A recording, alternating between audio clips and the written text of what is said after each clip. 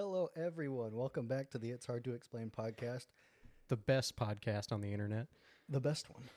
Yeah, today is a little different, like I said earlier. It's just me and Adam today. Kaegan and Ethan aren't here, but we do have a guest. And it is I guess you could call her an acquaintance.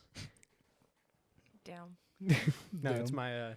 my fiance, Shay, and she decided to join us for this episode since it's just me and Jake. Yeah, it's just three of us today. So this is the first time we only have three.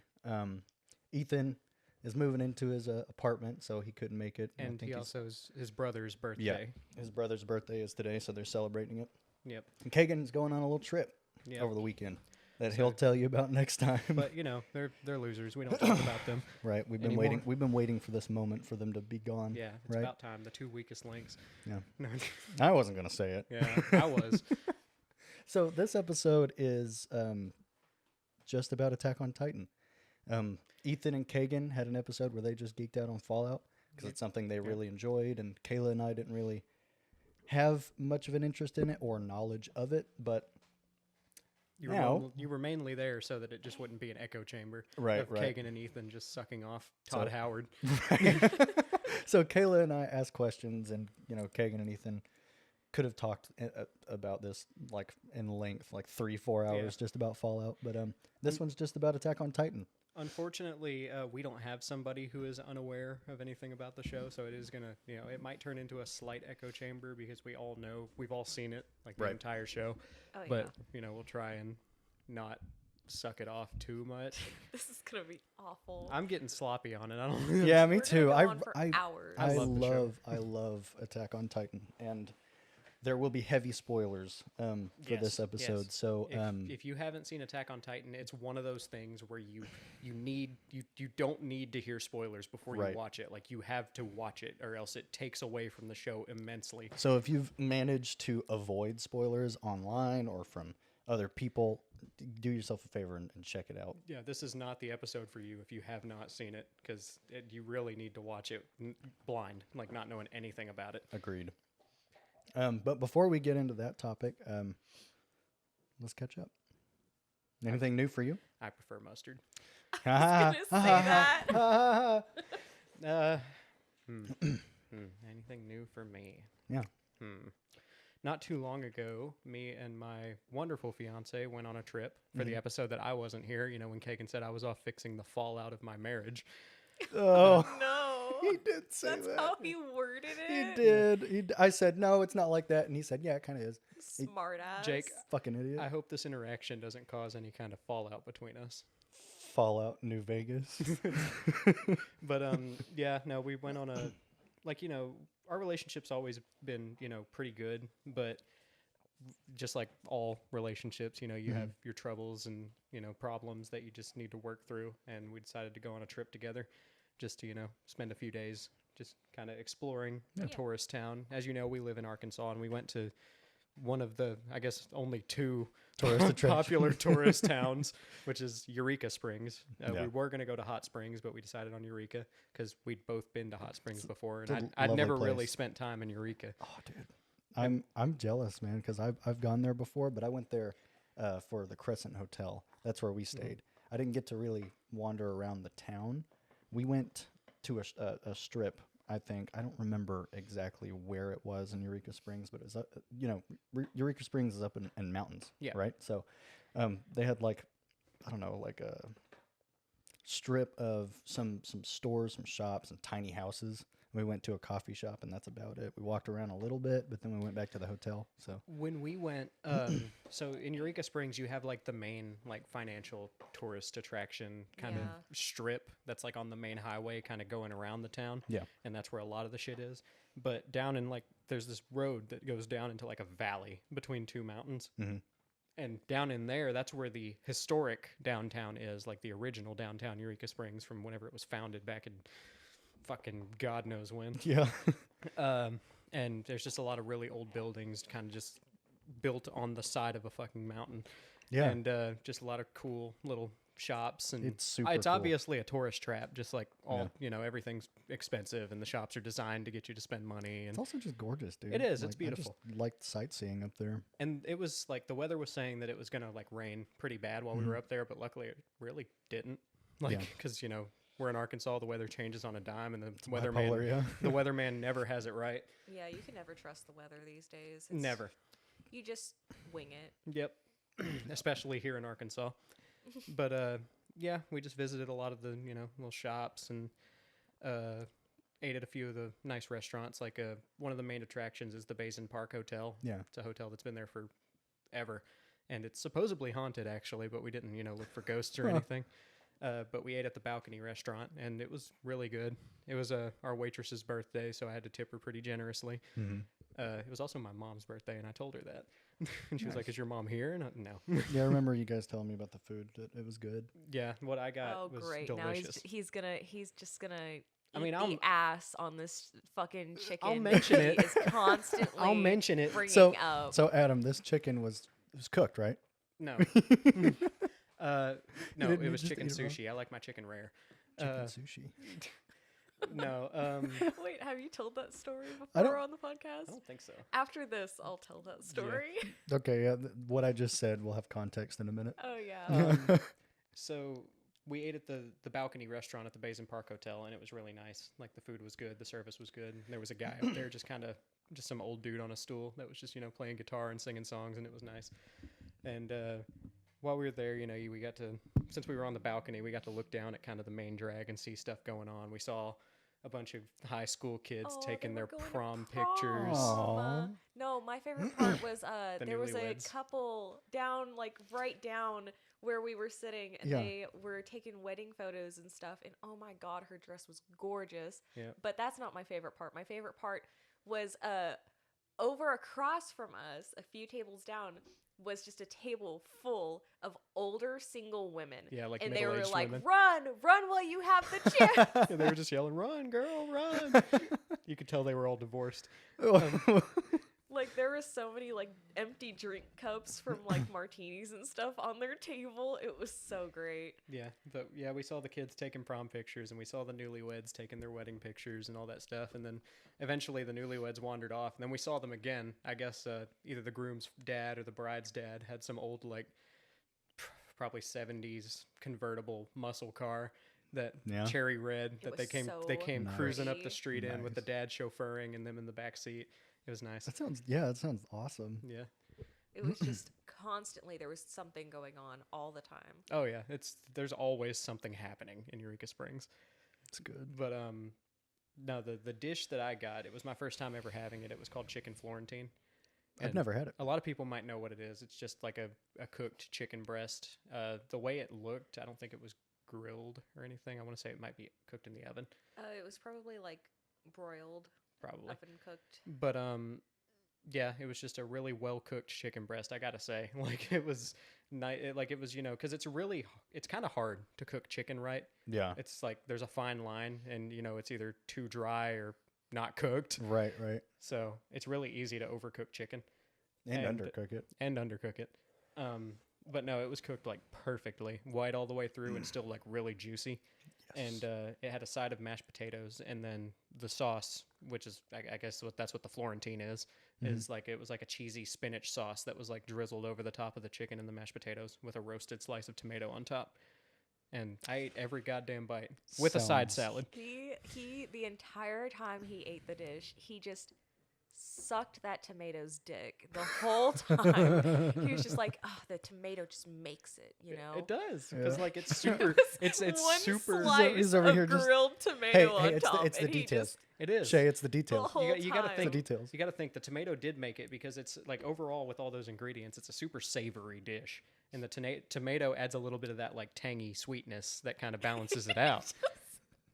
That tomato is like what balanced the dish I instead can of just imagine you, like, I talked to Adam about this, like, maybe last week, but he doesn't praise a lot of things. So when he No, he praises when he doesn't. praises something, like, it's got to be pretty damn good. Yeah. That's why Usually I when- don't let him let this go, because he doesn't even talk about my cooking like this. yeah.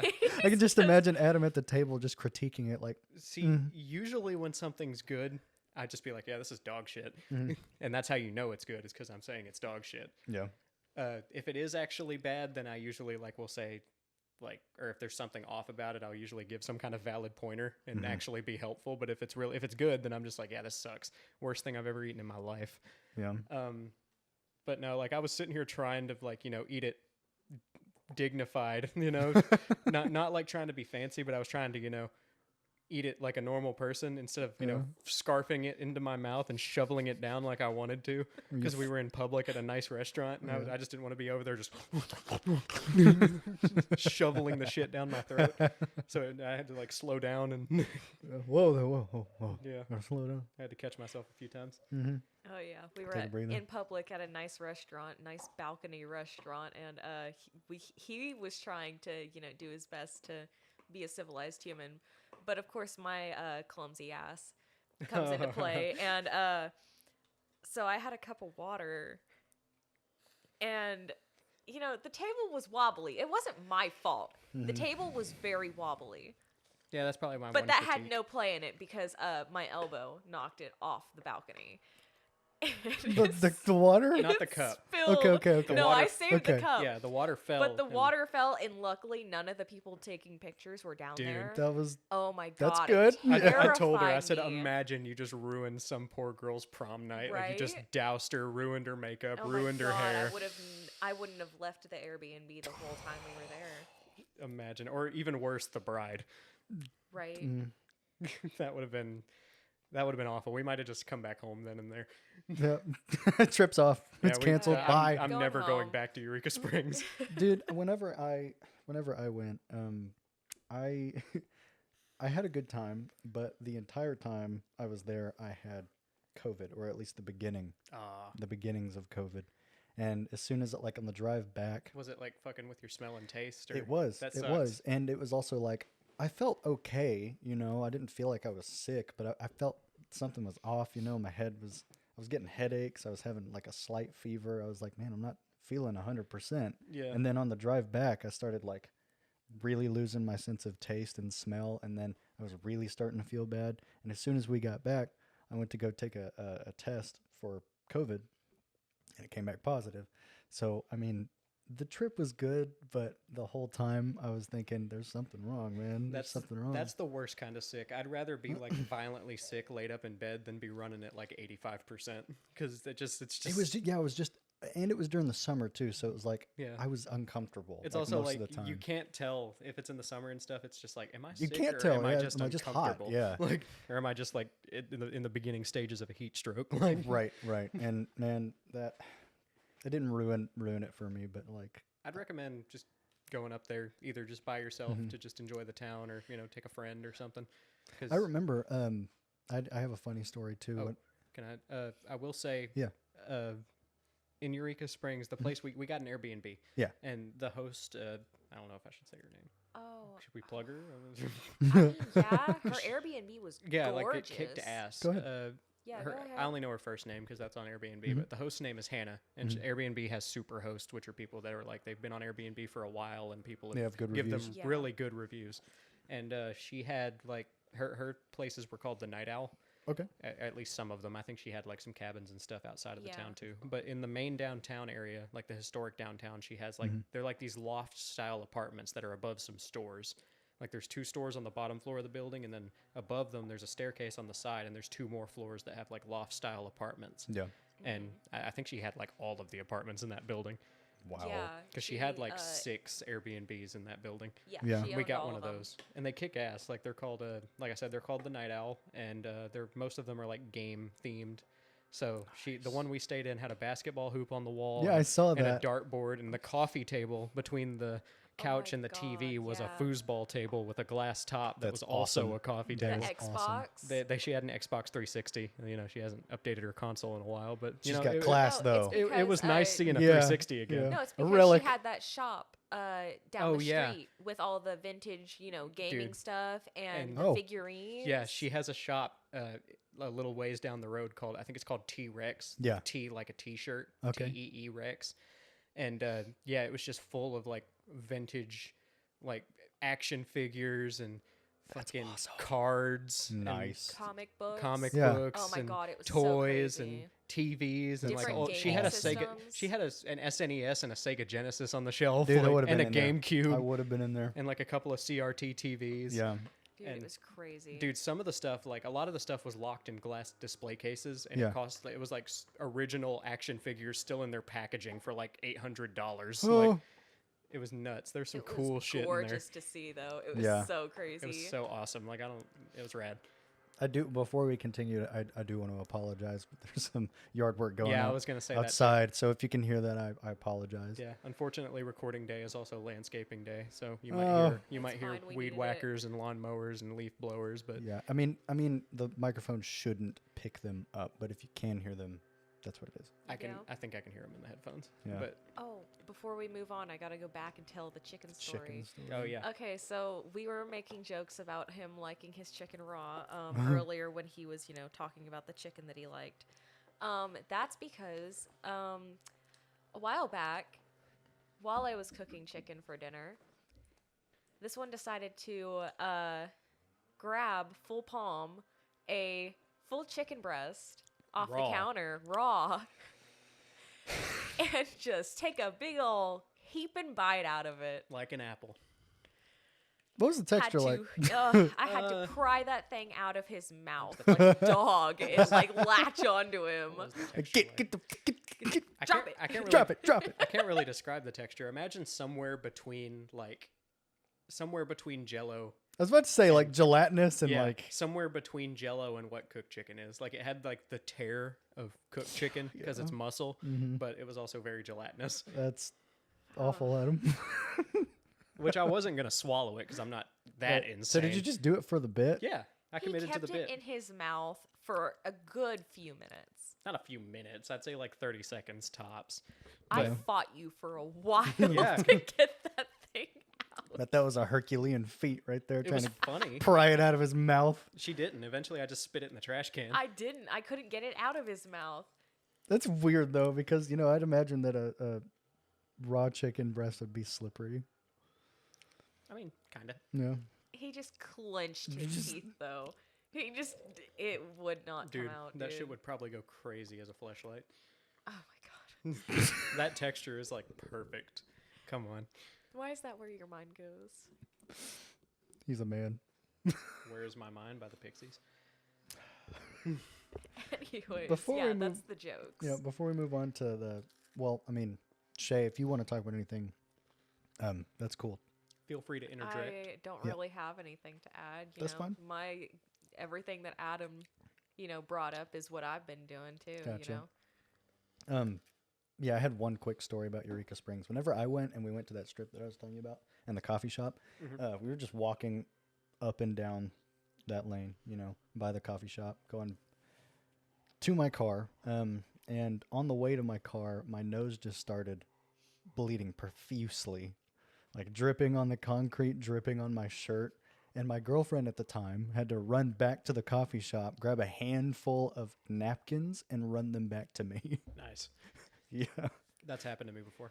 Yeah, I was just chilling. Just, I used to get, I still get frequent nosebleeds just because I have quite a large nose and quite a large nasal cavity. So Yeah. just like breathing air, it's very easy for the inside of my nose to dry out, Yeah. So I just kind of get, every now and again, like intermittent, very small nosebleeds. I get them. I used to get them all the time for no reason. Like I would wake up, That's what I was have a nosebleed, be laying on my back. Didn't know I had a nosebleed at the time. Leaned up, and then my nose just started pouring. Yep. And it would get all over my pillow, and that blood stains don't really come out. I easy, remember so- back in high school, I used to just get them. Like I'd just be kind of walking around, and then my nose would just start like pouring blood. And Right. at one point, this is gonna be gross. So All right. viewer Oh, boy. discretion. At one point, like my nose was really stopped up in like biology class, so I went to get something to like blow my nose. And those like giant slugs, that Blood you find slugs. outside? Oh, Do you mean, like the big yes. slugs that you just find outside Yes. sometimes? I blew out a blood clot that was as big as one of those. The blood slug. Super gelatinous, yeah. It was crazy. Well, I blew it partially out, and then I like grabbed it with the paper. I grabbed it with the tissue I was using, and then just kind of pulled it the rest of the way out. It was probably like, dude, it was probably like 3 inches long. Yucky. Yeah, it was bad. It was bad. I thought I was dying. I was like, oh my God. I've had one of Love those that you're before. just They're over there gross. squirming Yeah, in I your hate seat. that. I think I mentioned this before, but I hate spit. I hate it. So like anything that comes out of your nose, your mouth, anything like that, I despise it. If I see it, it's a fight on sight. Okay. Adam. Jake. Yes. Bird's nest soup. No. I don't know what you're talking about. I was watching not too long after we recorded that episode. The cursed cuisine about the episode? cursed cuisine and controversial foods. Salmonella made his triumphant return Yeah. and made a video similar about that. And whenever he was talking about the bird's nest soup, he was talking about it and he was like, yeah, so basically the bird just spits on a wall and makes a nest out of it until some gourmand comes along and goes, oh, today I crave bird spit. You can keep the eggs though. That's so gross. I love salmonella. I feel like I have a strong stomach, but whenever it comes to that, it does something to me. Luckily, I don't know, dude. that's illegal here in the States. Like, you're not Yeah. allowed to bring it around here because, as Salmonella put it, it's crazy, eating bird spit, surprisingly, is a great way to catch bird flu. So, like, who would have thought? Who would've- Oh, not that's me. crazy. But, yeah, so it's not allowed here. But, Fair enough. Fair enough. anyone else have any cool stories? Cool Gross facts to add to the.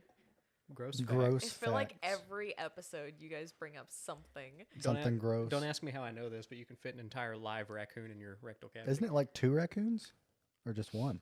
I've only ever fit one. think it depends on I the mean, I've only size. heard you can fit one. I know what kind of man you are. What'd you say, Shay? I think it depends on the size. Oh yeah, you can fit a whole litter of baby raccoons. Oh, I meant of your rectal cavity. But Oh. no. That too. Yeah, I could fit a whole litter of baby raccoons. No problem. I have questions. I don't know if I should ask the questions. though. What, like That's how scientists figured that like out? that, but like Wait, is that an actual fact? also like live know, something similar. raccoons. Is that just a like? I just said live raccoons for the bit. But either way, why would they? Oh, never mind. Never mind. I mean, they wouldn't be alive for long. Those are the probably. questions World they is a don't want you to very ask. Weird place. They don't want you to ask these questions. That was Sonic the Hedgehog from the Sonic the Hedgehog game by Sega. Why did it have a foot-long penis? Their fan base is diverse. Diverse. Well, if you guys don't have anything else that we can talk about, we can jump right into Attack on Titan. So, to the main topic. My Hero Academia. I thought we were talking about Quit Naruto. chewing in your mic. He's just been eating these Reese's Sticks things. Listen, not sponsored, but Reese's Sticks are fire. Never had them. He's They're been good. You want one? chewing I've had and a- smacking No, in the those are mic the whole time. Those are for you, Pookie. I got those for you. I mean, you can try one if you want. They're really good. They're my favorite, I guess, denomination of Reese's. Yeah, there's so many now, dude. I'm good though. Thank I you. also like the Take 5. The Take 5 goes hard. It's got like I've had a pretzels Take and 5. caramel in it. I've had a Take 5. Yeah, that shit good. Um, Anyway, Attack on Titan. So I guess we can start with like when did you guys start watching it? When did you hear about it? So You first. I started watching Attack on Titan a long, long time ago. Long ago. Many moons ago. I believe the show started in like what, 2013? 2013. Okay. I remember for a lot of the time I was growing up, anime was one of those things that I just really wasn't about, mainly because I have a thing where I don't get into something if the fan base annoys me. That's yeah. I can relate. Like that's how I was with watching Rick and Morty for the longest time because the fan base was the worst. And that's how it was with anime because it's always the loud minority. Like most of the people who like Rick and Morty or like anime or like stuff like that, most of the time, most of the fan base is just normal people who think it's funny or cool. Yeah. But you always have that loud minority of people that are just super just annoying about it. And, like the weebs and stuff like that who are super cringe at school. So growing up, I was just never got into anime because I wasn't about that life. Yeah. And I had a couple of friends who were really into it, and they were always telling me to watch stuff like you and Kaegan and a couple of other buddies that were just really about certain shows. Yeah. And I remember the very first anime I ever watched was Sword Art Online because that's like at the time, it was like the anime. It was like the standard anime, I remember. which, you know, I liked it at the time. Now that I'm older, kind of mid, but it's okay. Your eyes tend to open wider the older you get. Yeah. But I forget exactly where I went from there. I know very early I watched Death Note all the way through, and that fucked. Still need to finish it. I love Death Note. And then not too long after, I started watching Attack on Titan because, you know, same director did Death Note and Attack on Titan. And I'd heard good things from a bunch of people. And so I started watching it, and I watched all of it that was out at the time, which I think was all the way up to the end of season 3. Right? Really? I think whenever I started watching it, I watched all the way up to the end of season 3. Okay, Because I so remember the last scene I saw was them on the beach, yeah, you know, doing all man, that. our experiences are completely different then. Yeah, I watched those 3 seasons, Yeah, and then I was like, oh, well, I wasn't sure if they were making a season 4, and I was just like, oh, I guess that's how it ends. That's kind of weird. yeah. And many moons later, I start hearing about season 4, and it comes out, and I didn't really watch it until it was basically already done. But eventually, I got around to finishing it, and since it had been so long since I watched the first 3 seasons, I just rewatched the whole show Hell yeah. from beginning all the way through to the end of season 4 with our roommate, Cage, and Shay. Yeah. We watched it together, like all the way through. Was that your first time seeing it? Yeah. You had tried to make me watch it like so many other times, but we didn't really have like a good place to watch it because at the time we were living with your mom. Yeah. So we didn't really have, you know, a good place to watch it where we would have, you know, quiet Yeah. to be able to focus on it. So was that your first exposure to it, Shay? Yes, it was. Did you hear about it any before? Once he brought it up, like started bringing it up like a few months before we like moved into the apartment and, Yeah. you know, got all that figured out. That's when my phone started showing me things. Oh yeah. Dude, the internet And is a that's curse when I started. nowadays. No, I didn't actually understand any of what It was was going like all on. out of context. It was just tons of little bits and pieces thrown together. That's how it is for me with all the Breaking Bad stuff. Like, I know a lot of the major things that happen, even though I haven't gotten Yeah, there yet in the like show. But I Kaegan- don't know any of the context. Right, like Kagan was mentioning on a previous episode, he knows everything there is to know about One Piece through YouTube Shorts because that's all that he gets in his feed. Yeah. And that's been the case for me for some shows, but luckily they've been shows that I haven't cared about. Then sometimes I see like one short or clip of a TV show, and that's enough to get me hooked. So I'm like, I put my phone away, turn it on, and then I start. But I've been blessed with not being spoiled with big shows before. Like Breaking Bad, I watched it for the first time like 3 years ago, and it ended a long time ago. And I didn't have any of it spoiled for me, so I got to enjoy the entire thing without it being spoiled. Same with Game of Thrones. Which So I also have a problem with spoiling things for myself. yeah, Like, especially with games. Usually if I don't have the game yet, but I want to play it, Oh, yeah. I'll watch somebody else play it on YouTube. And it kind of, to an extent, ruins the experience. Like, Yeah, you do that. You do ruin things for yourself. I forgot to bring that up with Jake. He does ruin things for himself. Like your birthday. oh, yeah, what happened? I know what's happening. Fucker. He, They were okay. He So does my this. birthday's coming up, and they were not too long ago. We surprised a friend for his birthday by Yep. like kind of just with the help of his new girlfriend. She was wanting to plan something, and the plan was, and it worked out well. Like he had no idea. They were going to go out to eat together at a restaurant, and that was all he knew was that they were going on a date. Yeah. And little did he know that we were all aware, and we were waiting in the restaurant whenever they showed up Yeah. to surprise him. And we had a whole big surprise birthday powwow. And then we came back to Kagan's house and had a Yeah. little party. Yeah. it's usually easier to surprise Adam for his birthday, but given the fact that there was a surprise birthday party like a month before his, Fair. Everybody's gonna start expecting it for. Yeah, I was on my toes already. I was like, I said it while we were doing Olston's. I was like, we're gonna do this for me, aren't we? yeah, I- not I- only that, but he came up to me like literally like last week and was like, "Hey, do you want to go on a date?" And I was like, "Aren't we going on a date next weekend?" Yeah. AKA his surprise birthday party. And I was just like, well, I mean, I figured we could just go on a date, just the two of us, because He said that was the beginning of and him we starting can- to realize there was something going on. and we could do the birthday thing too. Yeah. But Yeah, that was me starting to realize was Shay being she was Yeah. being kind of weird and dodgy about the date, and I was like, oh, something's off. They're probably you she wanna probably know what wants to do really- something for my birthday. you want to know what really solidified it though? Uh-huh. The icing on the cake was you.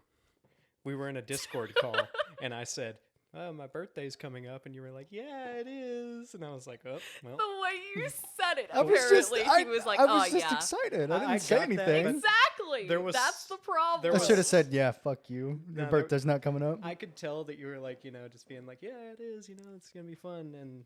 But I don't know. There was something in your voice that just made me think there's something going on here. You. Sorry. Dropped the ball on that one. Well, I was no. just trying to be nice. Listen, Shay made the cake in my brain. Yeah. You were just the icing. As Yeah. I often am. Yeah. 'Cause usually On when my he's like, face. "Oh yeah, let's go on a date," I'm like, "Oh Yeah, yeah, yeah, let's yeah. do it." But I was like, "Well, shit, we gotta spend money going out to eat Well, on his birthday." I apologize. I didn't know that until just now. Oh that well, I it was a tipped you off. both of us thing. We both fucked it up. Yep. Yeah. Surprise! I will But, say though, he knows about that, but he doesn't know what people are getting. anything him. else? Okay, that's good. Yeah, I just know that we're gonna do a birthday dinner. I kind It'll of still be a surprise. I agree with you though, Adam. I like in the same vein. I don't like surprises. I think a lot about the future and like possible outcomes and what could happen, and I don't like to be surprised. I like to know what's going on, so I mean- catch on to stuff pretty quick. I'm kind of in between because I like a pleasant surprise. Like a pleasant surprise is always nice, you Yeah. know. But at the same time, it's like, it's something that I didn't have a hand in planning. Right. It's out of my control, so it kind of, stresses True. me out.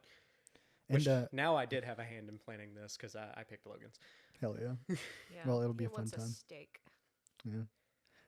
But what was I gonna say? With you spoiling things for yourself, that reminded me of Kaegan.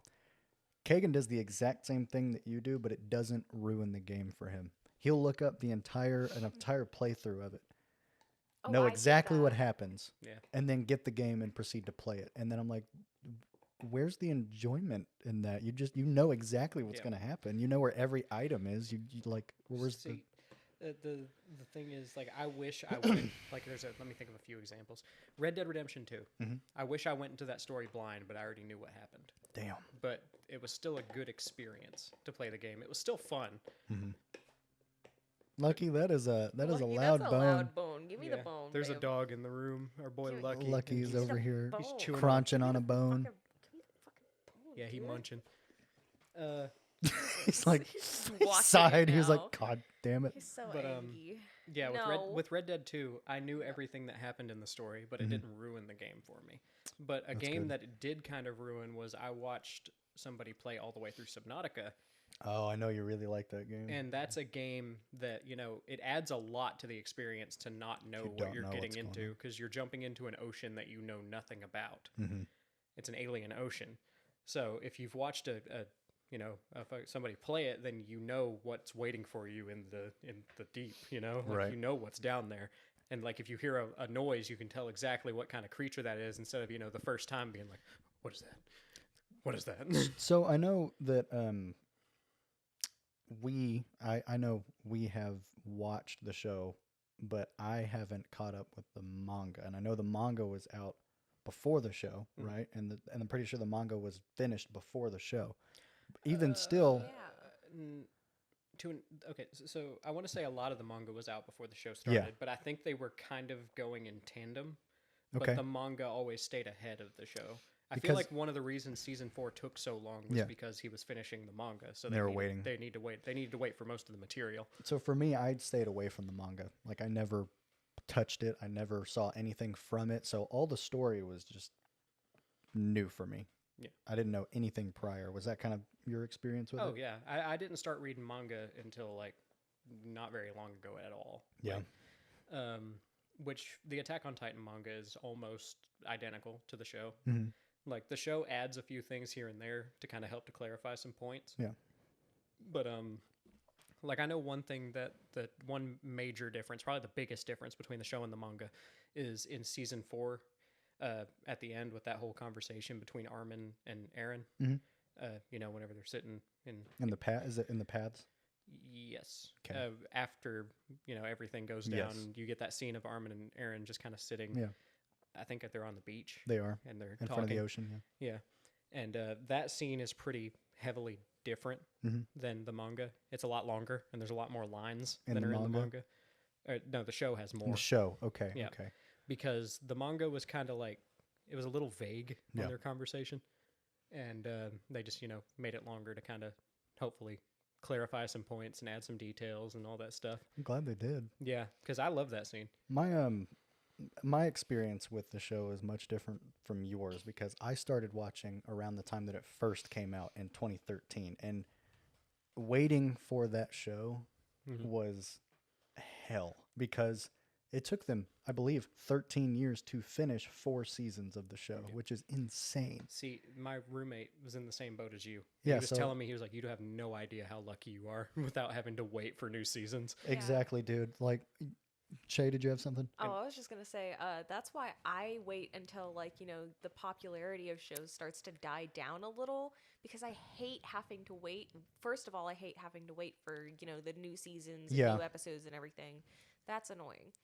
But also, if you wait for everything to almost kind of wrap itself up, then I think the fan bases are a little less aggressive.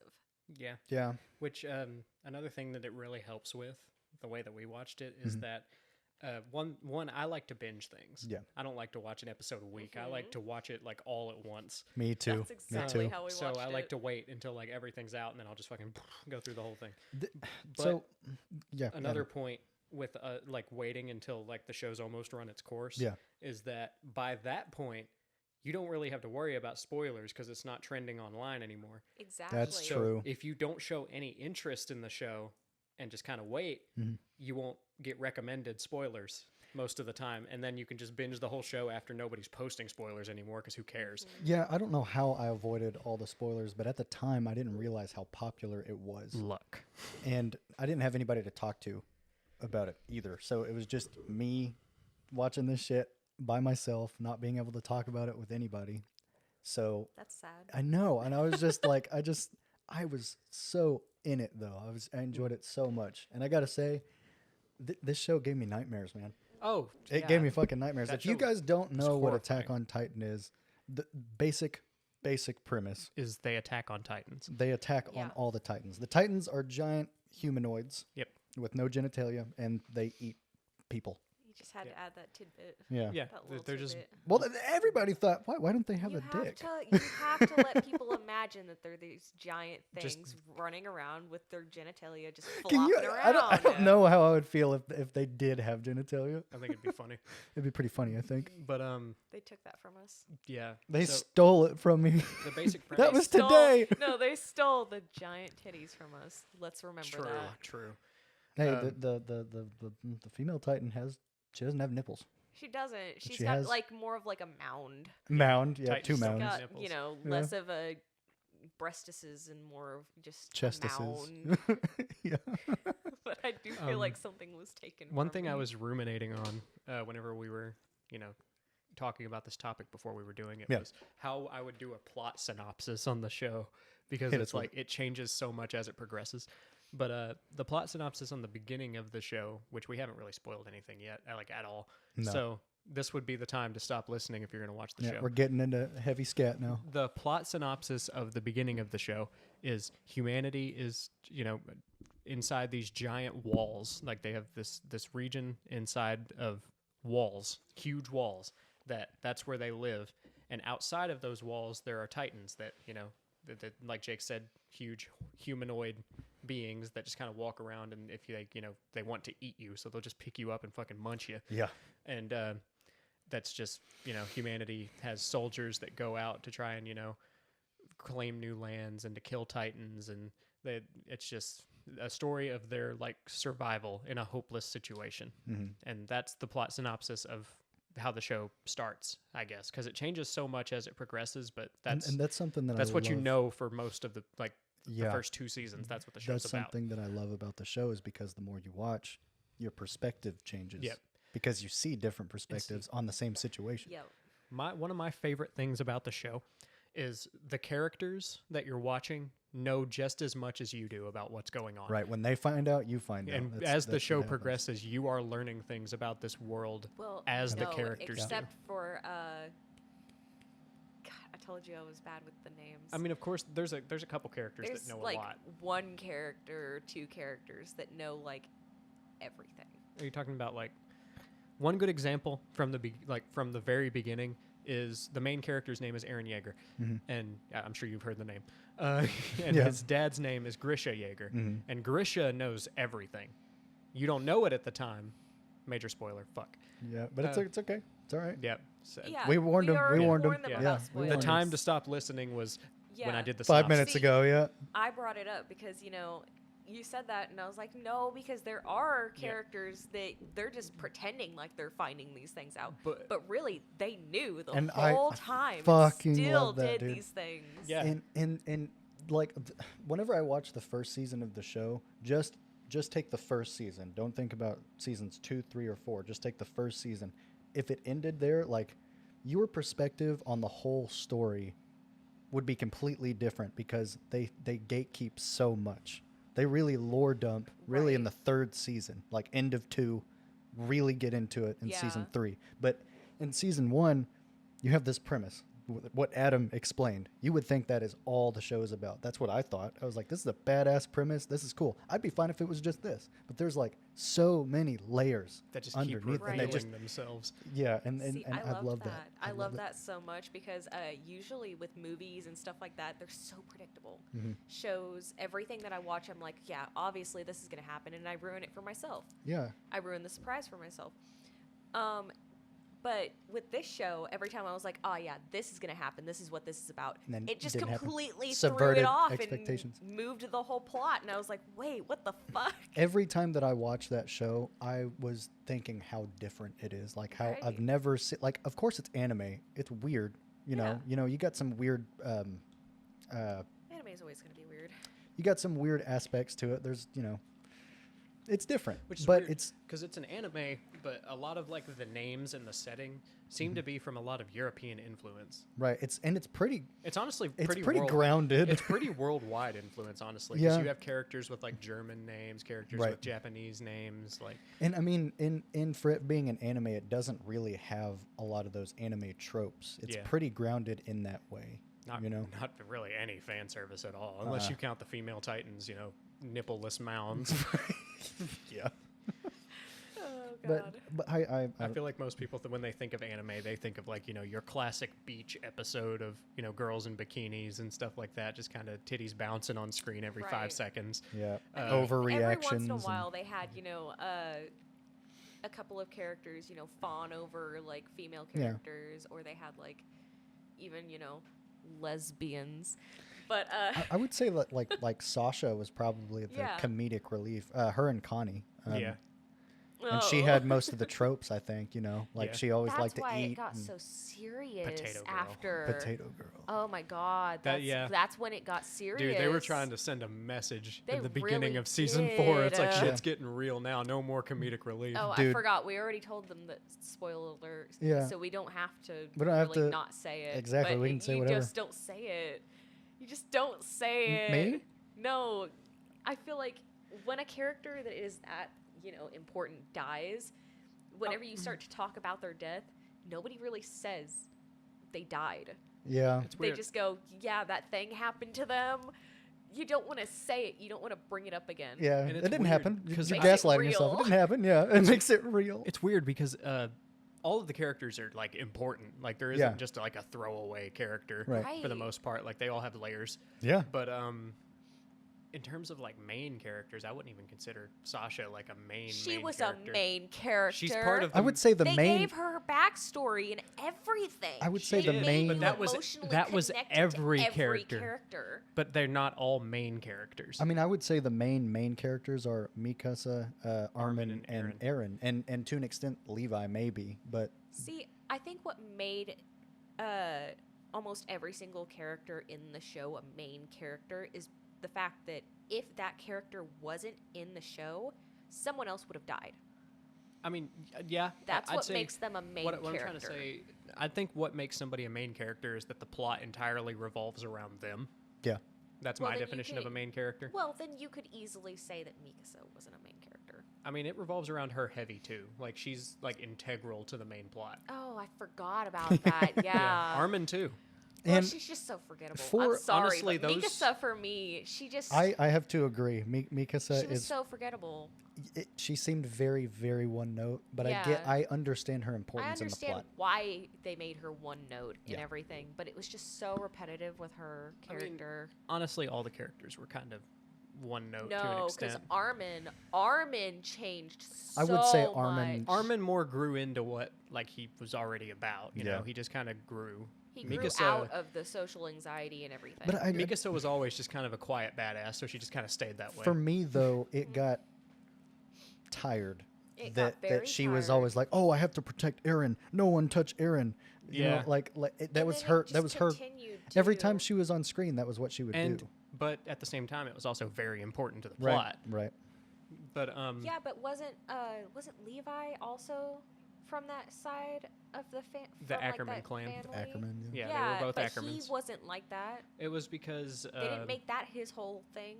so I forget exactly how they explained it. Ackermans were like the defenders of the king, Right. the founder. I So guess they were like more. they were like entrenched to They were defend. enhanced. Yeah, don't and know. they had like more special abilities, and they couldn't, even though they were Eldian, they couldn't be turned into Titans and controlled by the founder. Didn't like they the have like others. enhanced strength and agility or something? It was more like they had like abilities kind of ingrained in their brain that exceeded most human capabilities, and that's Gotcha. why Mikasa and Levi and Kenny were such badasses. Mhm.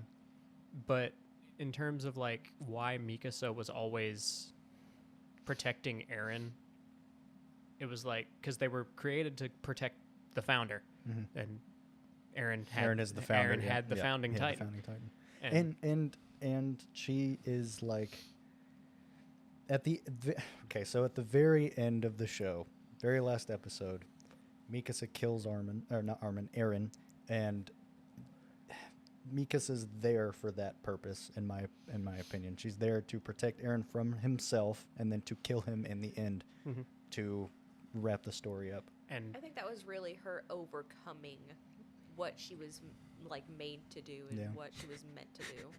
What? I just thought about the meme of fucking Eren wearing a Helldiver's helmet.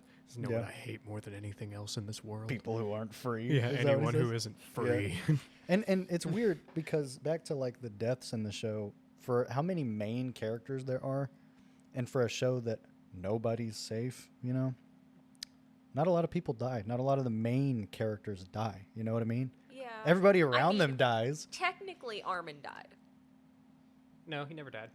He got close. When he, He got all that close. shit happened. Technically, When he got it was kind of like a rebirth, and that's when he started to really, You mean change into who he. Do you mean became. whenever he got eaten Yeah, when Armin? he got or Armin? exploded, or you mean when he was burned, yeah, whenever he was burnt up and by then he was Bertolt turned into at the end a of season Titan. 3. And you then remember? Armin ate Bertolt. Yeah, But okay, Armin never okay. died was the thing. He lived. He survived. He and then did they die in a inject- way. I mean, you His could character you can died, argue that his and character Yes. died and was it was reborn. Yeah, 'cause- supposed to be like a rebirth. Yeah, after that he was It not was the same. similar. Oh, symbolism. he was literally reborn from the flames like a Yes. phoenix. Yeah, man. That's what it was supposed to be. He was There's so much reborn, and symbolism in that that's show. when he started love to it. act more adult and take on that role. Honestly, I feel like the burning and the injection wasn't it was the catalyst for the rebirth, but I feel like where the rebirth started was whenever they told him what happened and he had the full mental breakdown on top of the wall. Like he wakes up after, he ate Bertold and came back as a Titan. And Yeah. he wakes up and they're like, so here's what happened. And it cuts away and it cuts back and he's just like 1,000-yard stare, like, and then he throws up. Do you remember in season 4 when they are attacking Marley and he fucking turns into the colossal titan in the ocean on their ships and explodes them, and he just has that 1,000-yard stare, Yeah, like you said, he, as like, the titan. He He nukes knows the what he's entire doing, man. harbor Yeah, and a bunch of civilians. he knows what he's doing, but it's like he's morally against it, but he knows he has to do it. Yeah, it's like, So in the words of fucking what was it? In the What? I was trying to think of an old reference. It was like in the words of Alexander the Great, hey, it's war, baby. What are you gonna do? what are you gonna do? So who are your favorite characters? guys? Ooh, I will say something. I was going to say this a bit ago. Okay. Aaron, for the longest time, I fucking hated I'm on Aaron. the same He same boat, annoyed the same boat. fuck out of me Yep. for most of the show with just his constant bitching and fucking always complaining about something, Yep. his anger. Like, I get it. Like, I understood him, but it just, man, it really started to wear on my psyche just how much he fucking bitched and moaned Yeah, and got pissy about dumb shit. I It's agree like, with you're not you, man. helping anything. But I I didn't get like it. him. It was necessary for the plot. But But yeah, he was annoying. he grated on my senses. But in terms of favorite characters, Commander Ervin. That's in my list. I love Commander Ervin. Yeah, A character that I don't think gets enough love is Pixis. fucking love Pixis. I love He's Pixis. awesome. I feel dude. like Pixis does get a lot of love, but he's kind of overshadowed, especially. he's underrated. Yeah. Man. Pixis kicks ass. He does kick ass, dude. Premier Zachary was kind of funny, but he didn't get as much screen time. See, I feel like you all know my feelings on Hanji. Hanji, I fell in love with her from the moment I saw her. I do really like Hanji. I loved her. In her death, I cried so fucking hard. Yeah, Cried so hard at that. Especially because as soon as that it started to come up on that, I was like, fuck, she's gonna kill herself for this shit. She is going to die for this, and I knew. Especially- the fact that I knew she was gonna die, and I still cried She that starts. hard. She starts walking out with a handful of thunder spears, and she walks up to Armin and like, "I hereby appoint you the fucking was it 25th commander Yes, of the Scout Regiment, yes, Armin and Arlen." The way she and then went she out, goes out there and kills probably Oh. like a good bit of colossals, Probably right? like, Handful. probably like 10 or full- something. yeah, like that. yeah, 10 to 15. Yeah. That was and when you realize like all these colossal titans are from the Rumbling, and there's like tens of thousands of them coming to destroy humanity. That's Right. that's like not even a scratch in the But grand scheme of things. It was but like just enough to get them to let them get away on in the Zeppelin, plane. yeah. In Or the was it plane. a Yeah. plane or a blimp? It was like a plane. It was like Plane. a seaplane. You know, it had Yeah, the yeah, yeah. floaters and Yeah, badass scene. Badass But like, scene. oh my god, So the way Hanji- that they gave me hope when she, Well, sat yeah. up and she was like, "Oh, Where I'm am I? okay," but she wasn't okay. Did the she was plane dead. get away? Yeah. Oh And my then- god! And then you hear like a very familiar voice say, "It got away just in time." And she looks up and To Commander Ervin. Ervin's there, and like fucking all the other dudes that had a lot of the other scouts who Dude. died along the way. Like, So- Moblit, you remember? Yeah. In season 3, whenever Bertold detonated over Shiganshina, Uh-huh. and Moblit, her second in command, saved her by pushing her into a well. Yeah. And he's the guy who helped her up after she was, dead with the rest of them. So Hanji's your favorite, Shay. Yes. Do you have a see, runner-up? Everyone liked Historia the most. I woman-wise. wouldn't say that. I was about to say I don't. Everyone on the internet, everything that I saw about it, whenever I started watching the show, everyone was like, Historia. Historia is like the angel. She's like this goddess. And I'm like, For me, she was kind of bland. for me, Me too. Historia was pretty mid. Me too. I agree. Yeah, like she wasn't a bad character. I think it's there's just no because such she was pretty. there's no so such everyone thing was as like, yeah. there's I'm gonna in- sing Yeah. for her. in the show. Yeah. I don't think there's a single bad character in terms of like just being a good, a well-rounded character. I don't think there's a character that's bad. In terms of just how they are.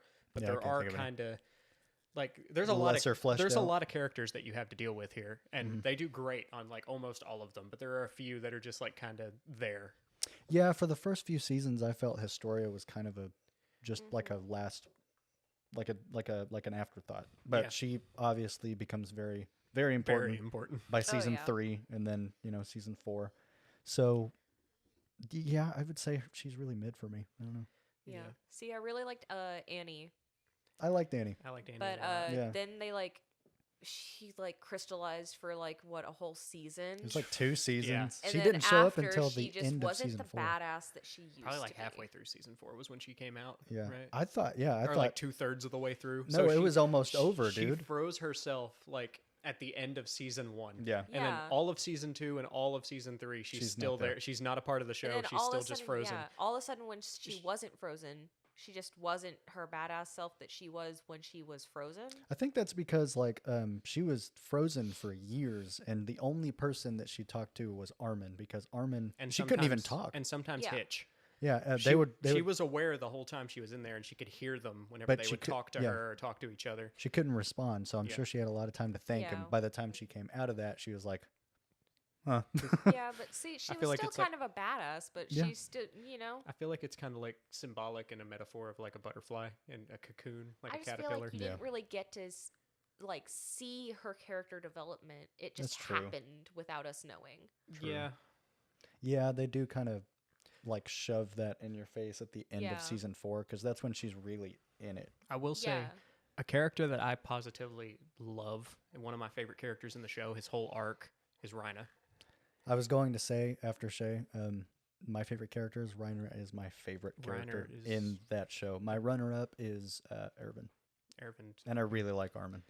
Yeah. See, Reiner was good.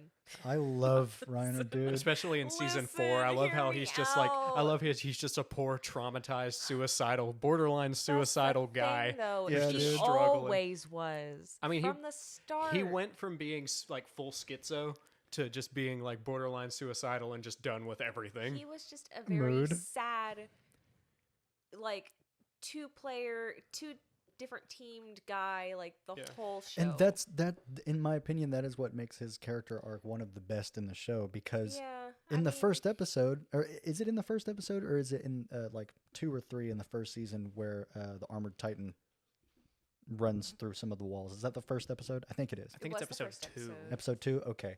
Well, at the time, you don't know this, but Reiner is the armored titan, and at that time, he's a young boy. Yeah. He's a young boy. He's so literally like in the beginning of the show, Aaron and Mikasa and Armin, Yeah. they're like what, 9, 10? Rhina's about the same age.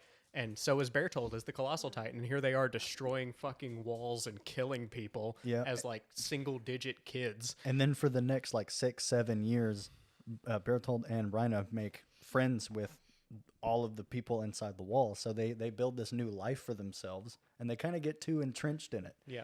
And so Reiner takes it harder than Bertold or Annie. and Basically, really the only way that they're able to cope with the things they did to these people Yeah. is by Compartmentalize. basically burying it. compartmentalizing their personality Yep. and kind of living 2 different lives at the same time. Yeah. And they're just always like at war with themselves inside of their And heads. I love that. for Rhina more than any of the other ones. Right. But like Rhina was the most conflicted.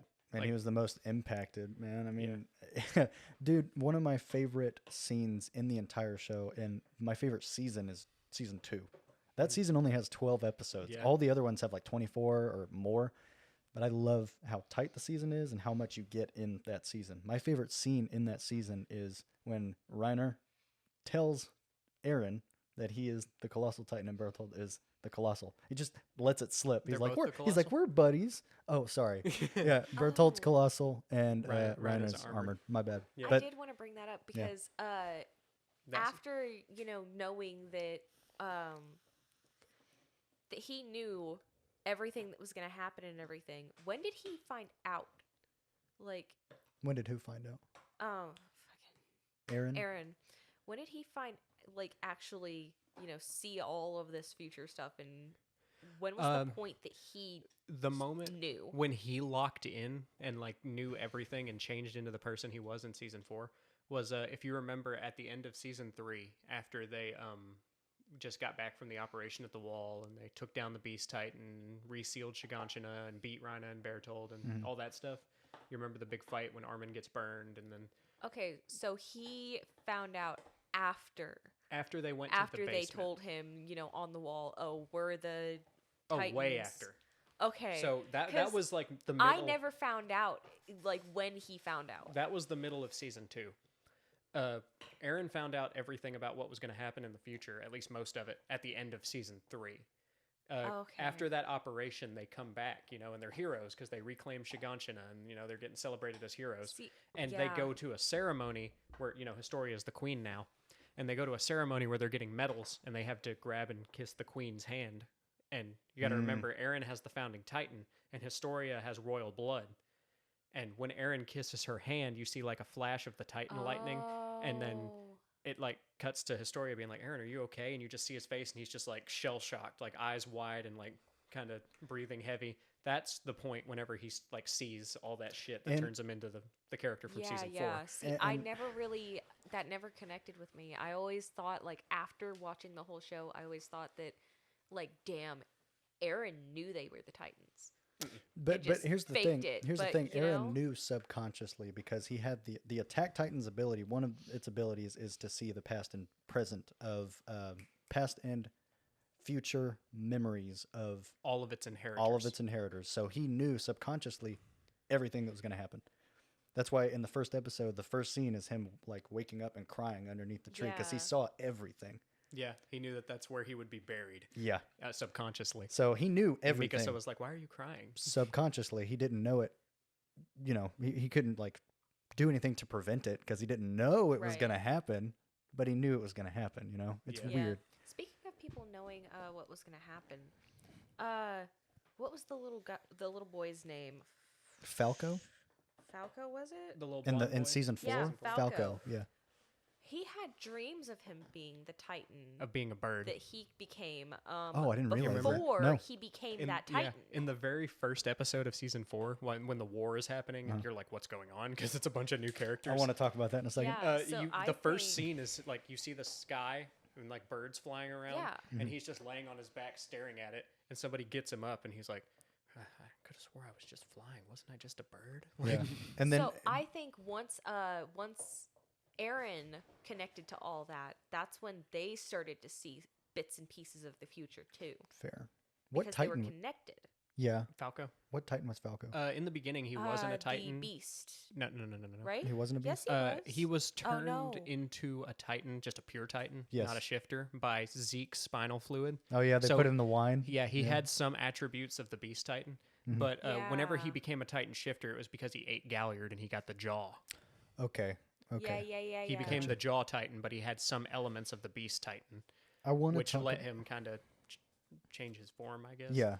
Weird. I didn't catch that. That just kind of came out of nowhere for me. So like the parts where he was like dreaming of Yeah. being a bird and stuff, that was him being that Titan Hmm. and seeing the future.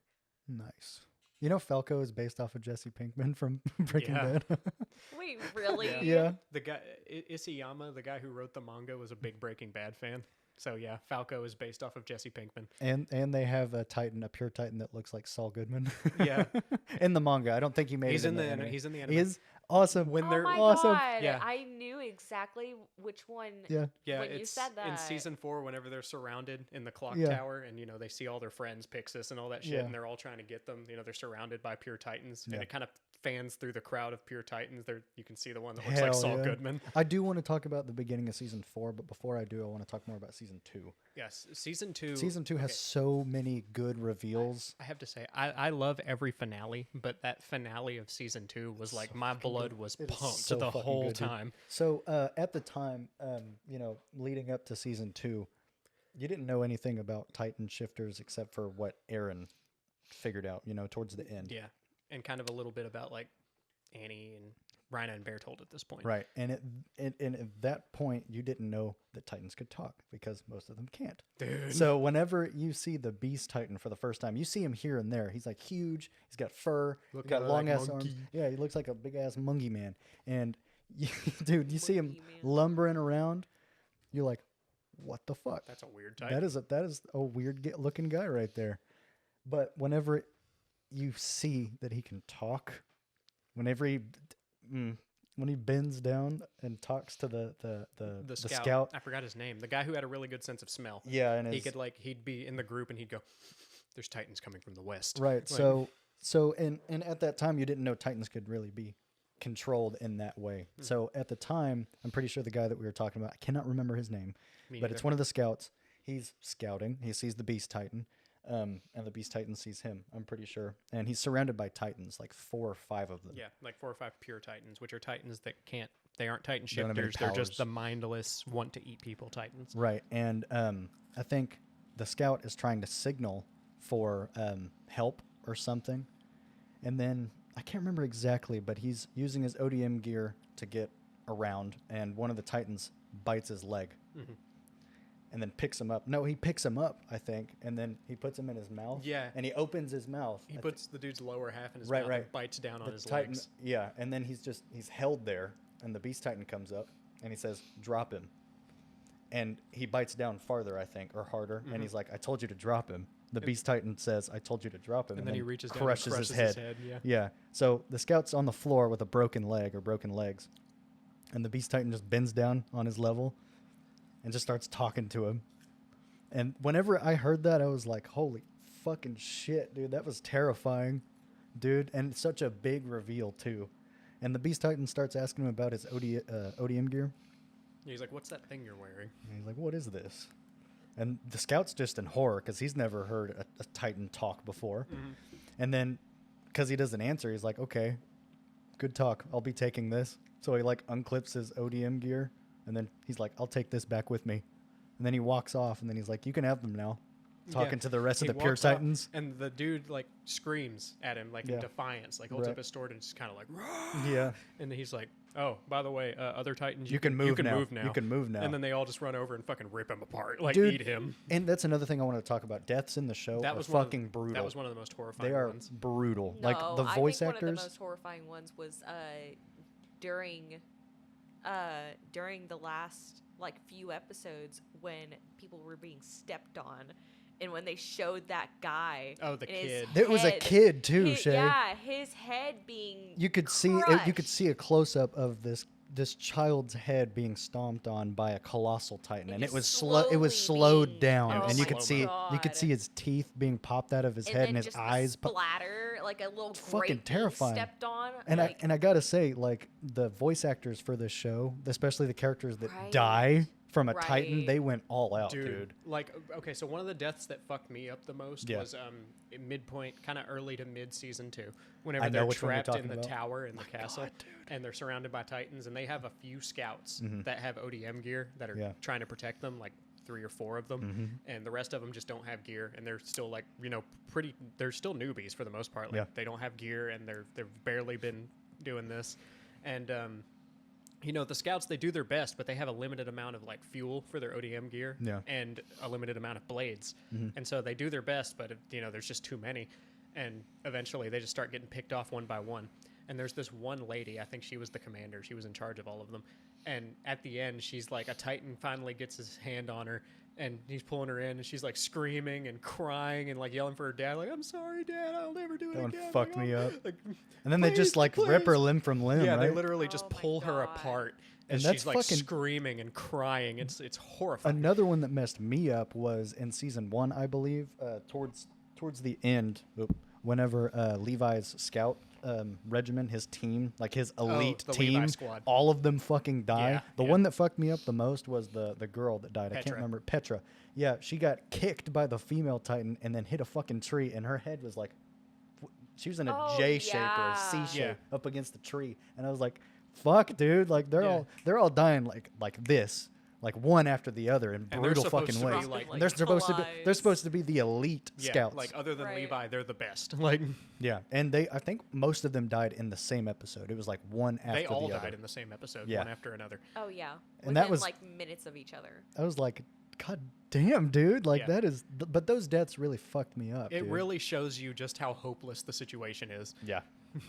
But yeah, no, those deaths really fucked me up, especially later when you realize that Levi and Petra were betrothed. Yep. They were supposed to get married. And, quote unquote, like after they're coming back, Petra's dad comes up and is like, yeah, hey, Captain Levi, I don't see my daughter, but I wanted to talk to you real quick. He's just like, Petra, she really idolizes you, but I don't know. I think it's still a bit too soon for her to be talking about something like marriage and all that. And Levi, it just shows his face, and he's just kind of like, he's got the 1,000-yard stare, just kind of staring No at the words, ground. yeah. Like, And I don't remember exactly what was going on, but at one point, didn't Levi like kick out her body bag to like slow them down or something? Yeah, they were bringing they- bodies back. You go yeah. ahead. You go ahead. Yeah. the carriages, they weren't going fast enough, and 'Cause all they were the weighed down Titans, 'cause of yeah, the- they were starting to really get on them. Yeah. So they had And they were to trying to abandon the retreat, bodies. and they had to abandon the bodies. And before, Levi didn't even tell them to. He didn't even give consent. He just I think no, he stared. did. No, because some guy, he was like, we need to ditch them. And he just stared in silence. And I guess that was kind of him saying, yeah, do it. But he just sat there Yeah. in silence. And there was a scene where you see a body bag get kicked out and roll away, and you see There's Petra's Petra's, yep, face yep. for like a split second. And you see Levi just kind of watch as kind of like a last goodbye. Didn't she get stepped on? I think Oh she yeah, might have. they dude. basically all Yeah. got stepped on because they were getting chased. But the thing that fucked me up the most about that whole situation was earlier, before they left, before they had loaded up the bodies and started riding away, Levi took her scout patch, as you know, because they're kind of like dog tags. Yeah. He made sure to collect hers, and there were a couple of characters. They were side characters. I don't even remember their names, but they were still basically new recruited scouts. And one of their friends, they couldn't find him. He was missing or something, or he was dead, and they hadn't recovered his body. And they were like, "We need to go back for him." And everybody was like, "No, we need to get out of here, or everything's going to get worse." And so the catalyst for the Titans chasing them in the first place was those two guys went to go retrieve their friend's body, and they alerted some Titans, and they started getting chased. That was the catalyst for that chase where they had to kick the bodies out, was those two guys being stupid. Yeah. And after they kicked the bodies out and all rode on, the two guys were obviously pretty fucked up. They were like, "Man, like we ruined everything just for our friend. We had to abandon everybody." And Levi came up to kind of comfort them. It's like, "It's not your fault, you know." And to comfort them, he gave them Petra's patch and said it was their friend's. Yeah. He took out Petra's patch that he had saved These are your yeah. and gave it to them, saying that it was their friend's patch and not Petra's, just to comfort them. Like, Damn. that shit fucked me up. Yeah. Yeah, dude. There was a lot. Like I said, this show gave me nightmares, and Dude, the Titans were horrifying. they are. I was Their gonna say faces, the they way are. they Some of 'em. move. I was gonna say No, they listen. Some of them were scary, but some of them Goofy. I just goofy. died laughing. But it like- was so hilarious. But it's like the uncanny valley. Of It's a it, man. scary It's kind like, of funny. It's yeah. for me. It's like the Titans are such a different enemy. They're a different breed They're of very villain. Like they're yeah. You And gotta think. So Uncanny Valley is usually triggered by something that looks human, Yeah. but is just not quite. that's exactly what And that's Titans the are, Titans. dude. They pulled that off perfectly. And I was with gonna the mention- mannerisms and the way they move and their faces. It's just like they're I was- human But not almost. quite. Yeah, I was gonna mention abnormals. Oh yeah. Whenever I would see an abnormal on screen, I would get like, I would tense up. I was like, Yeah. because they're fucking fast. Yeah. You know, Titans run, but like, or abnormals get on like all fours and fucking. they, know, they they're- Right. sprint. They're- Titans run. Abnormals sprint. That's like, scary, dude. That's scary. Yeah, but then it just ruins it whenever you see like one of the ones in the background that are like That's know, like has his head down and is running like Like this. this, yeah. The- There's that with one. the There's gay there's hand. there's the there's the one That in the one first. scared me. There's the one in the first season that Oh my like he gosh. jumps, does a twirl, and then keeps sprinting towards the wall. Yeah, That I one made me remember laugh. I was like, what the fuck? First time I saw the Titans, Yeah. like all the mindless ones and everything, I started laughing. Adam was like, "Why are you laughing? People are Some of them dying." look and I was goofy. just I like, mean, I can't help I it. understand. I mean, yeah, they look silly, but at the end of the day, it is Uncanny Valley because Yeah. they're almost human, not quite. And And their it just makes mannerisms you are forget off-putting about it. But too. that man. one scared me. The one that had its arms like this and was going like that. Yeah. As So- it was bent down and running Okay, towards but them. they can't see what you're doing. But So you okay, need so to the describe Titan, it. T-pose. the and- Titan, yeah. the Titan was like bent at the waist at like a Yeah. 90-degree angle with his running with his legs on the ground, but 90 degrees with his abdomen like parallel to the ground. And his face like looking dead ahead, and he had his arms out to his side like wings, and he was just kind a of little like kid trying to like pretend to be like an airplane. or trying to like balance on something. Yeah. And he was just moving his arms up and down in like that T-pose thing while sprinting towards them, that like staring at them. And it was goofy, like the actual pose, but the thing that scared me was its face, because as it was doing this, its face was like deadpan. Like, Yeah, and almost all of the like pure Titans have smiles. yeah, like and they're always his smiling. face was just like serious, like locked in, deadpan, Yeah. no smile. There are two Titans that come to mind. One is Goofy, and one's fuck me up. The Goofy one is the Titan that I was talking about earlier, that the Beast Titan squished its head because it didn't listen to him. That Titan had like a really weird body. It was a short one. He Little had short, huge stubby- bulbous eyes. He had like a baby's body and like Yeah. a fish's head. Yeah, it was fucking weird. That one was goofy, but one that fucked me up was Connie's mom. Oh yeah. She was Oh in my in the house. She couldn't God. move. Her limbs were like, she had arms and legs, but they were like She was really smiling.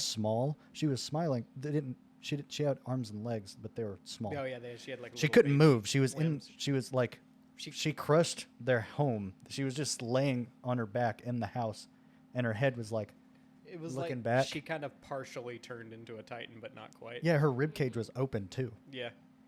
It was fucked. Yeah. Oh, that makes me think of the one that they find on their way out, like towards the ocean, where it's like dragging itself closer Oh, to the yeah. wall. Do you remember that one? I don't. At Like the there end was of a path season 3, behind it, when they're like heading it had towards been the ocean. dragging itself towards Not Rod Reese. the walls. No, they come across one Titan in the whole time because they spend a long time just using the thing to kill Titans, you know, the new invention with the log. They do that, and then they start to ride out towards the sea based on Aaron's memories in the books that they found in Grisha's office. And they come across one Titan that was kind of like just laying on the ground with its face buried in the dirt, and it had been slowly dragging itself. Like there was a trail dug behind it. And everyone's like, should we just kill it? Like Flock walks up and is like, should we kill it? And Aaron walks up and puts his hand on his forehead and it's like, it's a subject of a mirror just like us. And they just leave it and go off to the sea at the end of season that made me 3. think I of don't that remember one it. because it was just like this And it was going big super slow ball of just meat, with like tiny and limbs. its face just in the ground, and you could see like You could see its, its eyes. Everything else but was everything yeah. else had just been dragged off underneath it. Are you trying to look up a picture of it? From like dragging itself across the Which ground, the all of Titan- its like everything Yeah. underneath. You can just The you just Titan- know that those parts of it have just been dragged off and reformed. That reminds me of Rod Rice's Yeah. Titan because he's fucking huge, and but he's so huge he can't stand, so he has to crawl Yeah. everywhere, and his whole like face, abdomen, everything is like rubbed open. rubbed Yeah, it, open. like barely had any arms. It Yeah. was like tiny Yeah. stick arms and legs, but like this, This- giant like and the- big blob. The thing was, it showed you that this Titan that we're talking about moved really slowly because they looked behind it at the trail that it had been dragging into the ground, and like 20 feet Yeah. away, there's already grass growing in the trail. So it had been dragging itself like an inch at a time. Like, Yeah. Damn, I don't remember that Titan. That's You gotta weird. find it, but yeah, it was one of the most impactful ones, other than his mom. 'Cause you almost like feel sad for the Titans. Oh yeah, When all this time you're terrified of them. because But then it. I never really found out if like there's maybe a bit of them that is like seeing all of this. yeah, whenever you first see them, there's the question: Are they human? Were they people? Yeah. And Here you it is. don't. They are people, though. You find that out in season 3. Is it? I think so. You figure out that all the pure Titans are humans or were humans. Yeah, that the city across the ocean. I think it they're was at the- coming to the island. It was at the end of changing season 2. them, Yeah. and then sending them off towards the wall as like oh, this ways one. of attacking them. Adam's showing me a video of the Titan that they were talking about. Yeah. Dude, another one that fucked me up. I just now remembered this one. Do you remember the episode where I like his little cheeks. His little oh, he does ass. a little ass, yeah. Yeah, see, look, You they said look, it. and in the trail he was dragging, there's grass growing, so he's been Yeah. going super slow. Yeah. But no, they find out at the end of season 2 that Titans are people, because you Okay. remember at the end of season 2, Aaron's like closed up in the hospital basically because he lost a fucking arm, Yeah. and he's whooped all the shit. And Connie comes in, All the shit. and Connie comes in with a picture of his parents, and he tells them about how the Titan in his village looks just like his mom. And that's when they realize, and that's when Levi says that line, like, so you're telling me the things I've been cutting up like meat are people? And Aaron's Yeah. like, Yes. Okay. and he's like, Aaron just starts laughing, or Ervin Yeah. just starts laughing. And Levi's like, what's so funny?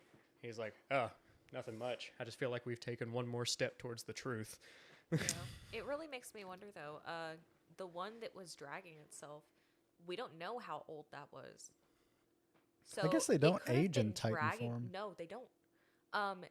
But it could have been dragging itself from like the very beginning of Years. them starting to Yeah. like send the Titans off to like attack the wall I and using them as weapons. yes, I want to talk about that. But before I do, another Titan that fucked me up. If you remember the episode where Sasha goes back to her hometown, Oh, Oh, and there's she goes into like so the one Titans that's can in the yeah, process of eating the lady? Titans can range in size. They can be like 7. They can be so small that they're like 7 feet tall, 8 feet tall. They're Yeah. like almost the size of a human. Yeah, they could be like I as kind tall. of hate you right now because I forgot about this and one. And this one was there so there terrifying. there's an episode where a character named Sasha goes back to her hometown and she lives in like a woodland area. in a village in the woods, Mhm. and it's abandoned. No one's there, but she hears like a squelching, like something ain't right. She hears this sound, and she approaches a house with the door open. It's wide open, and she walks in there, and to her horror, she finds like a 7-foot or 8-foot Titan just casually munching on this old woman's leg or side. The woman's still alive, and the Yeah. Titan is just eating her leg. Yep. And there's just a little girl in the room. And That's there's a just little girl traumatized, in the frozen. corner that's watching it all happen, and she is traumatized, terrified. Yep. And I was traumatized. that's one that fucked me up, because whenever Sasha opened the door, I'm pretty sure the Titan stopped for a second, just turned around slowly, looked at Sasha, and then went right back to eating this woman. That Why did it fucked me do up. That? Yeah. It Don't didn't know. even do anything See- until didn't she like try to kill it and then it started Yeah, to she like attacked it with a hatchet or something, and that's Yeah. whenever it fought I back. think she went to attack it with a hatchet. The hatchet got stuck in its nape, and then she ran off with the little girl. Did it? I could have sworn she went to like swing it and it got stuck in like a beam that was too low. No, she 'Cause I went for coulda she went for sworn. the nape, and it didn't go deep enough, and she couldn't get it out. Oh yeah. So she dropped it and then So left what with the was little it that girl. got stuck? Because I could have sworn. I don't something- Or remember. did she pull it out of the wall? I don't remember, because I think it was stuck in the wall, and she pulled it out and then used it on the and Titan. then used it on the Titan, and then she shot its eyes with a bow, Yeah. so it couldn't see where the little Oh girl my and god, Sasha that were. just made it worse though. That just made it more Yeah, terrifying. yeah, but that one Because like fucked the me up. things where they can't see people, but like they Yeah. can like smell or sense where people are, it just makes you more on edge Mm-hmm. about them about to die. Ugh, Yeah. just awful. That one fucked me up though. But Adam, we were talking about how people can- are can we- turned into Can we talk about Titans. the Titan goats, the pure Titan goats? Yeah. Sawney and Bean. yeah, yes, yeah. So Hanji is in the scout regiment and Shay's favorite character, and she's kind of like their researcher. She's super obsessed with everything Titan. She wants to know everything about them. She's a scientist, so she's like fucking, she's really about that life. Like she really wants to study them and find out what makes them tick. And she winds up capturing pure Titans to kind of like use and experiment on and try and figure things out about. And she has 2 pure Titans named Sawney and Bean that Oh, she keeps as like pets yeah. for a little while to kind of test her theories on and stuff. Oh gosh. It's such a strange interaction because they obviously hate the Titans because they're monsters that are trying to eat them, but she's she like kinda treats she's them strangely differently. loving towards them like they're dogs Yeah. or something. It's No. Hanji's such a funny character. She was so quirky. She was lol. She's so random. Yeah, no, but that's what I liked about her most is she cared about them before she even knew that they were humans. Yeah, In her own way, you know. and she was like there were tests she was doing where she was like hurting them, like stabbing their eyes out to see what would happen and stuff, and like how quick they could grow them back and stuff. Yeah. And she was like crying, being like, "This hurts me so much more than it hurts you, sweetie." Like just fucking bawling her eyes out as she's mutilating these Right. Titans. Even though they're, they tried to eat her multiple times. Every time she came in range, they'd try and eat her. No, they were But- trying to kiss her. They were kisses. Oh yeah, totally. They It's- loved her just as I don't much. want to eat him. I just want to pet him with my teeth.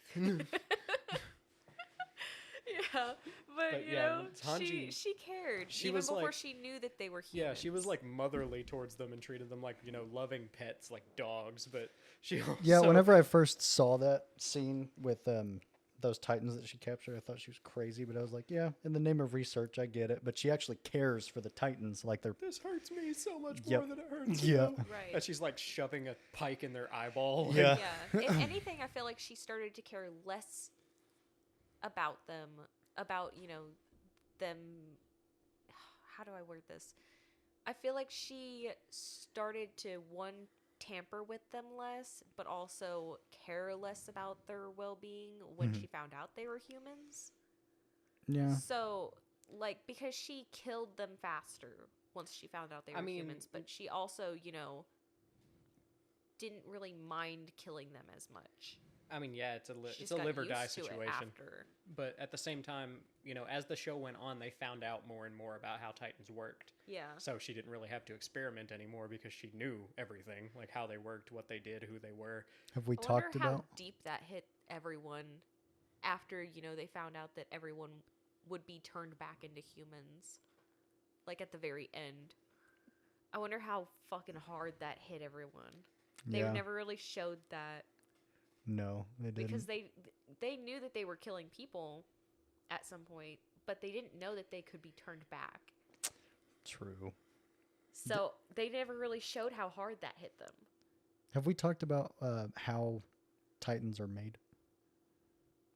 Because that is an Yeah, interesting. the serum, Ye- because you brought that up. I was going to talk about in season 4. I think it's 3 or 4. I cannot remember. I But could've you sworn see, it was the beginning of 4. you see people get like injected with the spinal fluid and then kicked down this huge dune.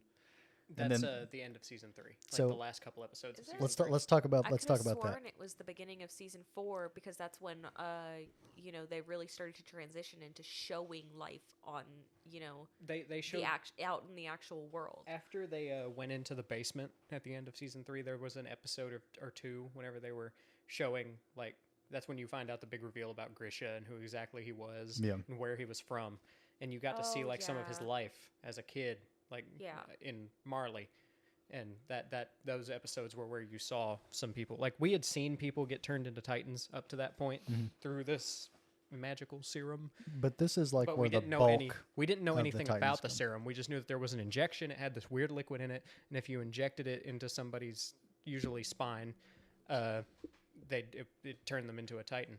Can you imagine how fucked of a death sentence that would be? Yeah. How terrifying it would be to be on that hill about to be injected and seeing the guy next to you being injected and just tossed down a hill and then seeing him turn into a fucking Titan. Yeah. Like that. It's not even an execution. No, Like, it's not. But you're- it would feel like it, don't Yeah. you think? Because you're a mindless creature that has no free will now. yeah. You can't, like, that is a death sentence in a way, So- you know? Right. I think it's time to get into more how Titans are made and what their goal is, I guess. Mhm. So, you brought it up. Would you like to explain? We can go in it together. You can Okay. start. I will say, before this scene that Jake is talking about, we knew that you could turn somebody into a Titan with an injection. We had seen the injection. We'd seen it used. Yeah. We knew it existed, but we didn't know anything about it, like what it was or anything like that. But in this scene that he's talking about in season 3, you start to learn more about, because like up to a certain point, you always thought that the people in the walls that were fighting the Titans were all that was left of humanity, Right. and the rest of the world was just Titans. And you come to realize that there's a whole nother like continent worth Yeah. of people. So the location that the main characters are at is an island. It's an island called It is an- Paradis. Yeah. So it is isolated from the rest of the world, which is still populated by humans. A lot, So, like yeah. billions, like the Yeah. same population of the world today. Yeah, and that's another thing too. Like going from season 1 and 2, just thinking that this is all the characters we see here, all the people inside the walls. That's it. Yeah. That's all that's And left. even most of season 3 Yeah. until the end. Finding out that there's more people and that they've been isolated from everyone else is like that's a mind blowing Crazy revelation. yeah. Yeah. And But the fact that you find out along with the characters, like I think Like That's Adam was Adam saying. said, that's one of my favorite you Yes. parts find of the out show. everything when everyone else does. Yeah, and that's another thing too. Sorry about like the air conditioner, listeners. yeah, it just kicked on. Season 4, the opening of season 4, you're dropped into a war It confused the fuck out with of me. Titans. You're Yeah. like, what the fuck? There's trenches. It's like Yeah. trench warfare So- with Titans. The era they're in is like World War One Yeah. era. So around 1910 to Mhm. 1920 is the era of like technology and existence that the world is in. Yeah. And so, Adam, like you were saying, outside the walls. Outside the walls, so they're isolated on an island Mhm. called Paradis, and inside the walls, and they are under the impression that they're all that's left of humanity. But it's just an island. There's like a whole continent worth of people, that like billions of people, all different cultures Yeah. that exist too, and they all want to wipe out the people on Paradis.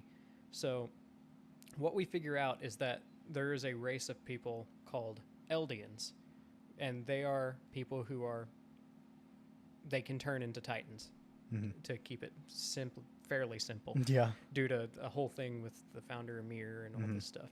It'd take The a long, wormhole, yeah, it'd take yeah. a long time to explain all that. Uh-huh. But so they are Eldians, and Eldians are discriminated against heavily because they can turn into giant people-eating monsters, And nobody wants to deal with that, and also due to some bad blood from ancient times that you never actually figure out if it's true. Yeah. Like, that's one of the things I like, is a lot of the moral dilemmas, you hear both sides of the argument, and they're both valid, but you don't know which one's actually true. Yeah. And it's up to you to kind of decide. And kind of, like, all of season 4 is literally just like things are happening, and you're struggling to figure out who's in the right. Like, the whole thing is just you really, like, everyone's doing shitty things, but they all have valid reasons, and you're trying to pick a side, but, like, you just can't. Yeah. Because everybody's wrong and everybody's right at the same time. It's very conflicting. So the people of Marley, they look down on Eldians. To an extent, they despise them. And all of the Titan shifters, are they called? They're called warriors. Yes. That's what Reiner is. That's what Bertold is. That's what In Anna. Marley, they are warriors, or warrior candidates. That's what Annie is. They are Eldians, right? I will say, yes. In order to turn into a Titan, you have to be Eldian. Right. But one thing I'll say is a valid comparison to how Eldians are treated. They are treated the same way that it's a very clear, like, reference and to, like, how Jewish Germany, people yeah. were treated in Nazi Germany, Yeah. or in Germany in Right. World War II. Around It's that very time. clear. Yeah, all the Eldians have the bands They're very clearly on their arms. a symbol of how Jewish people were Yeah. treated in World War II era. Except, Jewish people were treated like that for little to no reason. And, Eldians are treated like that because they can turn into giant people-eating monsters. I was gonna say, dude, like it's already fucked, but in season 4, I think that opening episode, it's one of the episodes in season 4, I cannot remember, but you see Reiner jump out of a fucking plane, turn into the armored Titan, and then they just have people like Eldians in there that are like in straitjackets, and they just drop them off the plane, and they turn into my God, fucking Titans, and they use them like Titan warfare. They, like an airstrike. They exactly. literally They drop Titans turn into on the Titans enemy in base. the air, and then they crash down into like enemy bases, enemies. Like Yeah. it's cool, And but then like after it's they fucked. hit, like, the hit does a lot of damage because Titans weigh a lot, and then they just stand Titans up. just get and up they and start then eating yeah, the enemy yeah, dude. soldiers. Yeah. That was that scene was awesome, but at the same time, with context, you're like, that's fucked.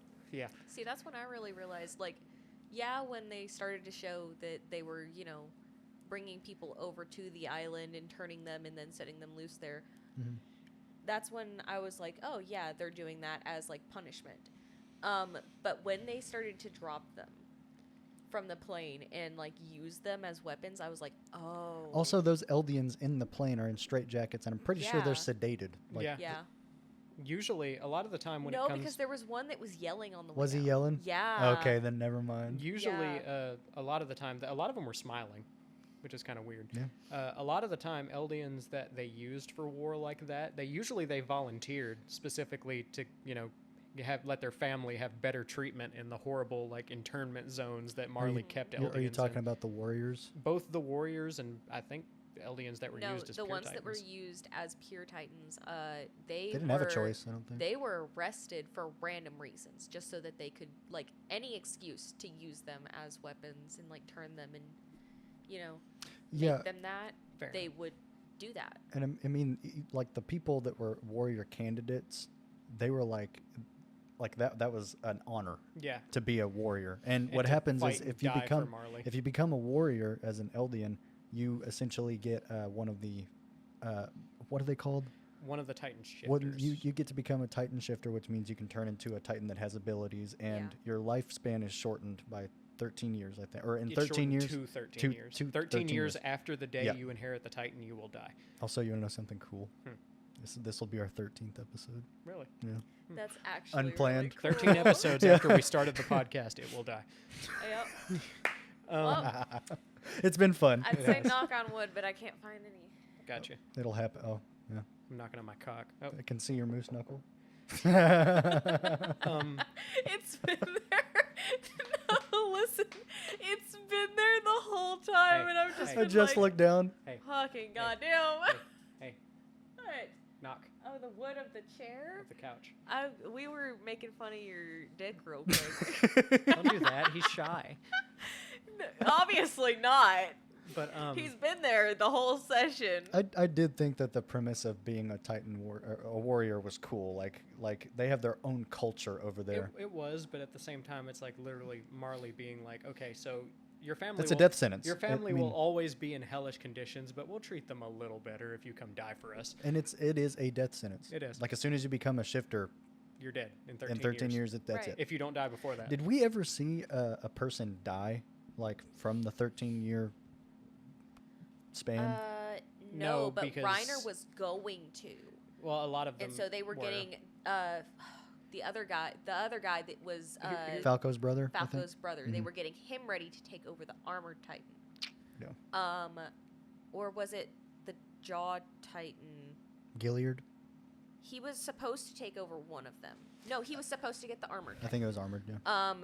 But he didn't. How did Reiner die?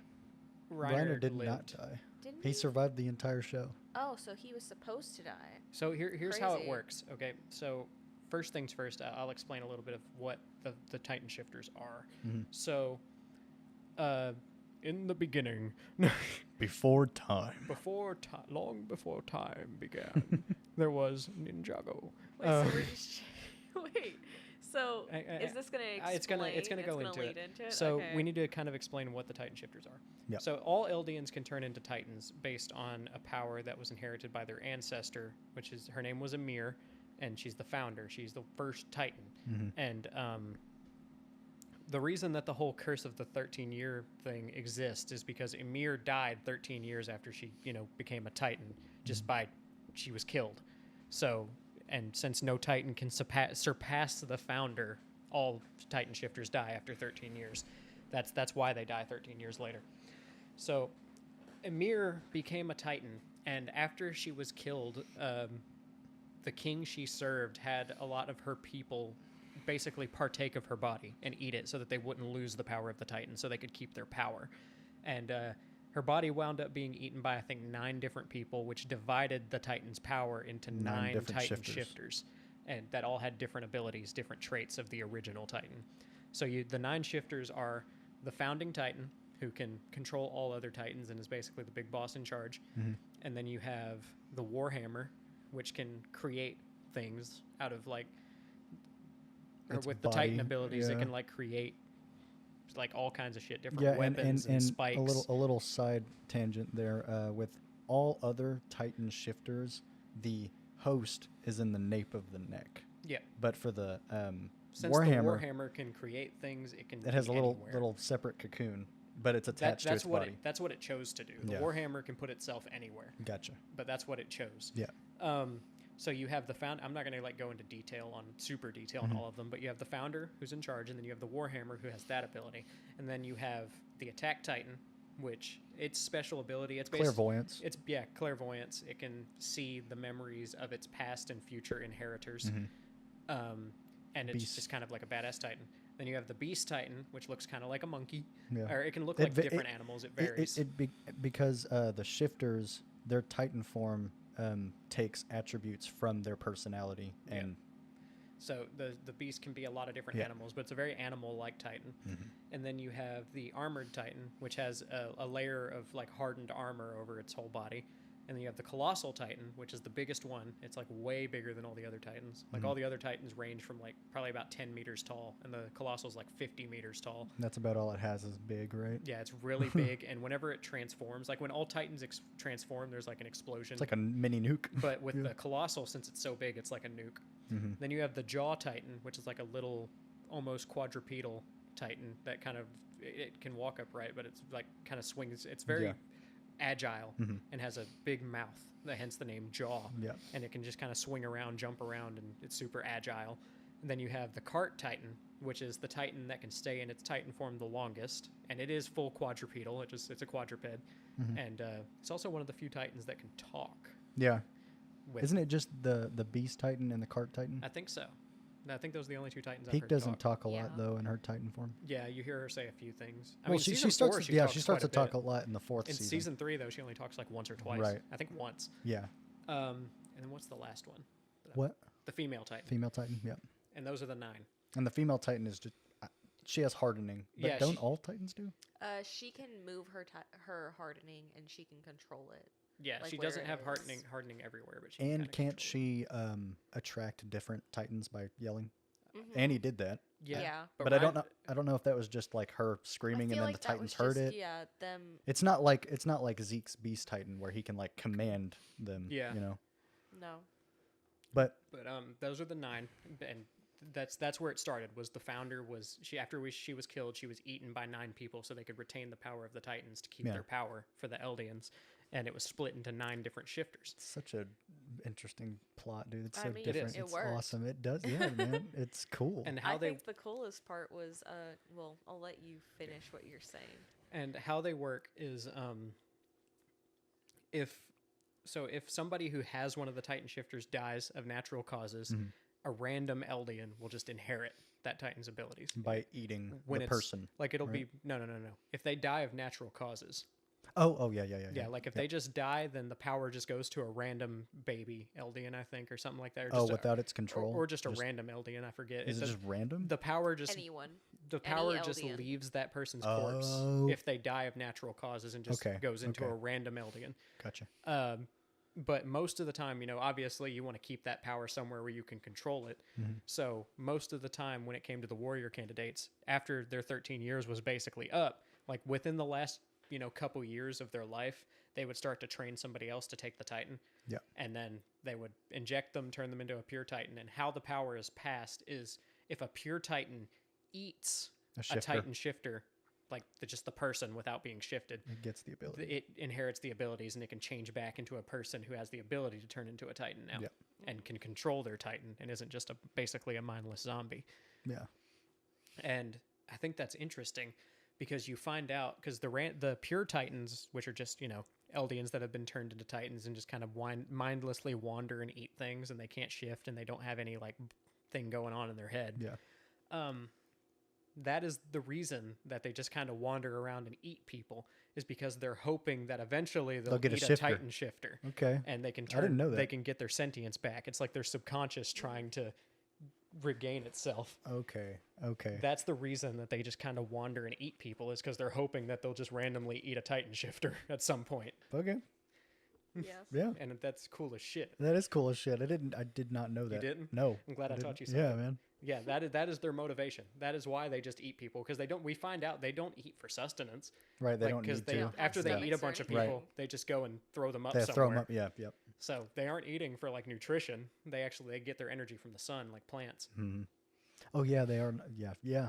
Yeah, because at night they're pretty inactive. I really wanted to talk more about the castle scene because that is one of my favorite episodes of the entire show. It's a good one. It's so good, especially when you find out like a couple of episodes prior that no, it's that episode I believe where they find out that Titans don't move much at night. And then there's one that comes in it comes up the stairs in the castle and they open the door and he's just staring at him like that's fucking that. Yeah, and then he that's just awesome. slams the door and He closes slams- Oh, it. yeah, locks it. yeah. That was so scary. I've Dude, seen so many memes. dude, made whenever- from that. And whenever it bit Reiner's arm, Yeah, like there's a lot that was revealed in that episode. and you hear his bones crunch. Yeah, Like, and then he just kind of pulls him over his shoulder and throws him out the window. yeah. Yeah, I love that episode, dude, and especially when Ymira's talking to Reiner about the food, the can, Oh yeah. Oh yeah. and he can read it, and she no, notices. Emir can read it. Oh, and Emir then picks up the Reiner, can and then it's Reiner's like, how? smoked salmon, and Reiner's like, how can you read this? Yeah. And then they just have that Like- stare down. Because you know the Titan shifters or warriors, Bertolt, Reiner, and Annie, and another guy were sent on a mission to Marco. parody Marco. Yeah, and Marco was the Jaw Titan, So- right? No, he wasn't. He was was. He was. he? Not at first. He was Or- the Jaw Titan. He was. Okay. So here's the big kicker. Okay. Before y'all go off on this new tangent and stuff. Oh yeah. Do what you're. While you were on the, Sorry. the whole aspect of the Titans and everything. Listen, we're passionate. I wanted to right. bring up how when the shifters turn into their Titan forms, how they're made, because for them it's like done in an instant, right? But Oh yeah. the founder, So or do you want me is to she exp- the founder? She is. Okay, yeah, the founder like is off on this completely different plane, like her dead self or whatever her spirit In the is paths, yeah. Yeah, she's in the yeah, paths. in the paths, which is like this different plane. It's like an astral Yeah, realm. an astral realm. It's kind of like the but- point where all Eldians connect. Yeah. They're They're all all connected connected. to a coordinate, which is the founder. Yes, And but after she dies, she's in that coordinate, just kind of in limbo. Yeah, but it's just sand for miles and miles and miles there.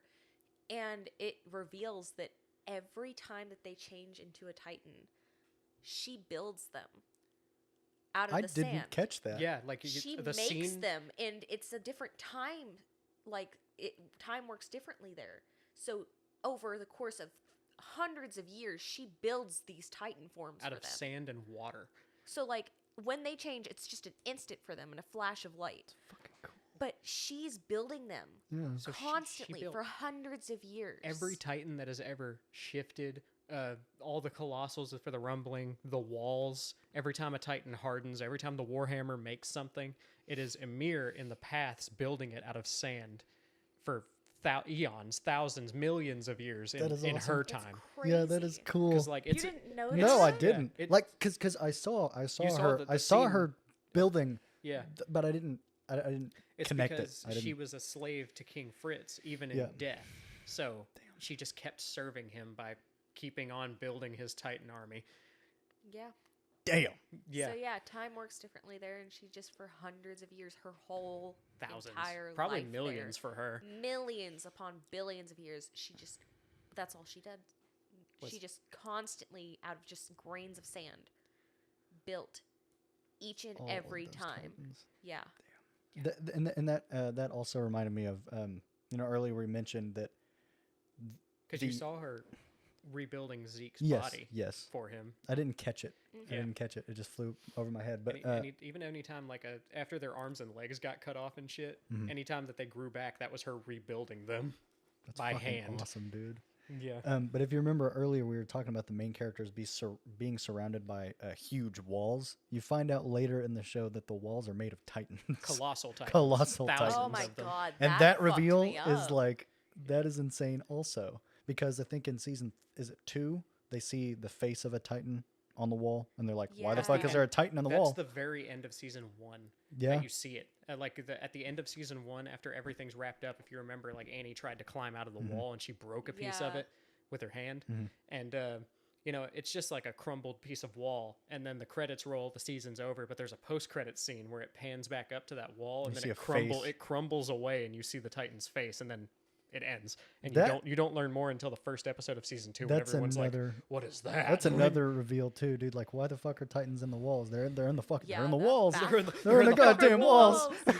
But that baffled me too, because I was like, wait, how did they get them in the walls? And then how it's- did they even like with how tall the walls And, are? and then in season 4, when you see the walls transform into titans, Yeah, the colossal walls just titans, crumble it's away. like, what the fuck? In the beginning of season that would 2, be so terrifying. Like the very thing that you were trying to keep out were protecting you yeah. from. That's like, in the beginning of season 2, in that first episode, whenever like everyone's noticing the Titan's face, Mhm. and they're all like, "Oh my god, what? Oh my god!" and they're all freaking out, yeah, and they're like, "What is that?" And then the priest, I forgot his name, the one that Hanji became friends with, Nick, Priest Nick. I Yeah. think he runs up and like grabs her arm. He's like, "Whatever you do, don't let sunlight touch it." And Yeah. so they have to like put a giant cloth over it. Yes, I remember that. Damn, I'm remembering like just other things, other scenes. I'm glad and- we were able to point stuff out for you Dude, that you that's didn't notice. Yeah, I thought that Because I it caught a lot of it, adds but like so much. it really does, man. Like, fuck, that's really cool. I want to say, Uh-huh. so they're trapped in the walls and they think that they're just surviving, fighting these titans that are attacking them because the Yeah. world outside is nothing but titans. Mhm. But what is happening is, so Marley and Eldia had been at war for fucking ever. Eons. Eons. Yeah. And eventually, the war kind of stopped, quote unquote, when the king of the Eldians just kind of went off to Paradis with most of his people and built it. And he used the power of the founder to take away most of their memories of the outside world. So they thought that they were all that was left. But the real caveat here is Marley was in control. So there's nine Titan shifters. Marley had control of 7 of them, and only 2 were in the walls that Paradis had. And so Marley, even though the war was over, obviously they're still afraid of these Eldians with this godlike power. And the war was over, but the Eldians still had, what 2 Titans did they have? I think the 2 that they didn't have their hands on were the Attack Titan and the Founder. Yes. So, yeah, because the Owl had the Attack Titan, so they didn't know they had the Attack Titan. Yeah. And even though the war was over, the Eldians still had the power of the Founder and the Coordinate, so they could control all the Titans, essentially, and Marley was afraid of that. So what was happening was the people in the walls thought they were just, the last people left, and they were just fighting the rest of this world full of Titans, and they didn't know where the Titans came from, they just kind of showed up, and they were bad. But what was happening was Marley would just, every now and again, just bring a bunch of Eldians over, usually criminals, just over to Paradis and turn them into Titans and just kind of send them on their way towards the wall. So all the Titans that they had been fighting over the years that they thought were just, that's just how the world was, it was Marley attacking them with pure Titans because they wanted the Founder so that they could end things once and for all. Yeah. And that was the whole purpose of their mission, was to try and get the Founder out of the walls. Dude, that also reminds me of in season 4, you find out that Aaron infiltrated Marley, and he's been living there. Dude. Oh my god, I remember that. And this one scene that comes to mind that I absolutely love is when Reiner figures out that Aaron is there. Yeah, and they're talking beneath. When Falco brings him down into the... He's yeah, like, dude. I have a friend I want you to meet. Oh my god, dude. And then he's like... And also Aaron took the name of Aaron Kruger. Yes. The guy who, his dad, the owl. Yes, yes. Yeah. And the guy he was named after. During that scene... Do you have something? Can I say something else? Yeah, go ahead. The scene you were talking about with... we were talking about earlier, where they were injecting the people on the wall and kicking them down. Yeah. That's what they were doing, was they were injecting people and sending them to Paradis to attack. Mm-hmm. And Aaron's dad was a part of that group. And one of the guards was an Eldian who had infiltrated the Marleyan security force. And he had the Attack Titan, but his 13 years was up. And he was going to give it to Aaron's dad to eventually pass it on to him. And if you remember, the Attack Titan's special ability is that it can see the memories of both its past inheritors and its future inheritors. So at one point, right as he's about to inject him, Aaron Kruger goes, "Whatever you do, you have to save Mikasa and Armin." Yeah. And I remember Aaron's dad, Grisha, is just Who like, was that? Mikasa and Armin, who the fuck are you they? talking about? And Aaron Kruger just goes, "I don't know. I don't think those are my memories," because they're Aaron's memories or Grisha's, one or the other, from one of the future inheritors. And it was just, at the time, you're like, what the fuck's going on? Yeah, you but don't figure out about the Attack Titan's ability until close to the end of season 4. And dude, just knowing like Aaron having the Attack Titan and having those memories, he knows what's going to happen, and he fucking gaslights Reiner. He's like, "Why did you let my mom die?"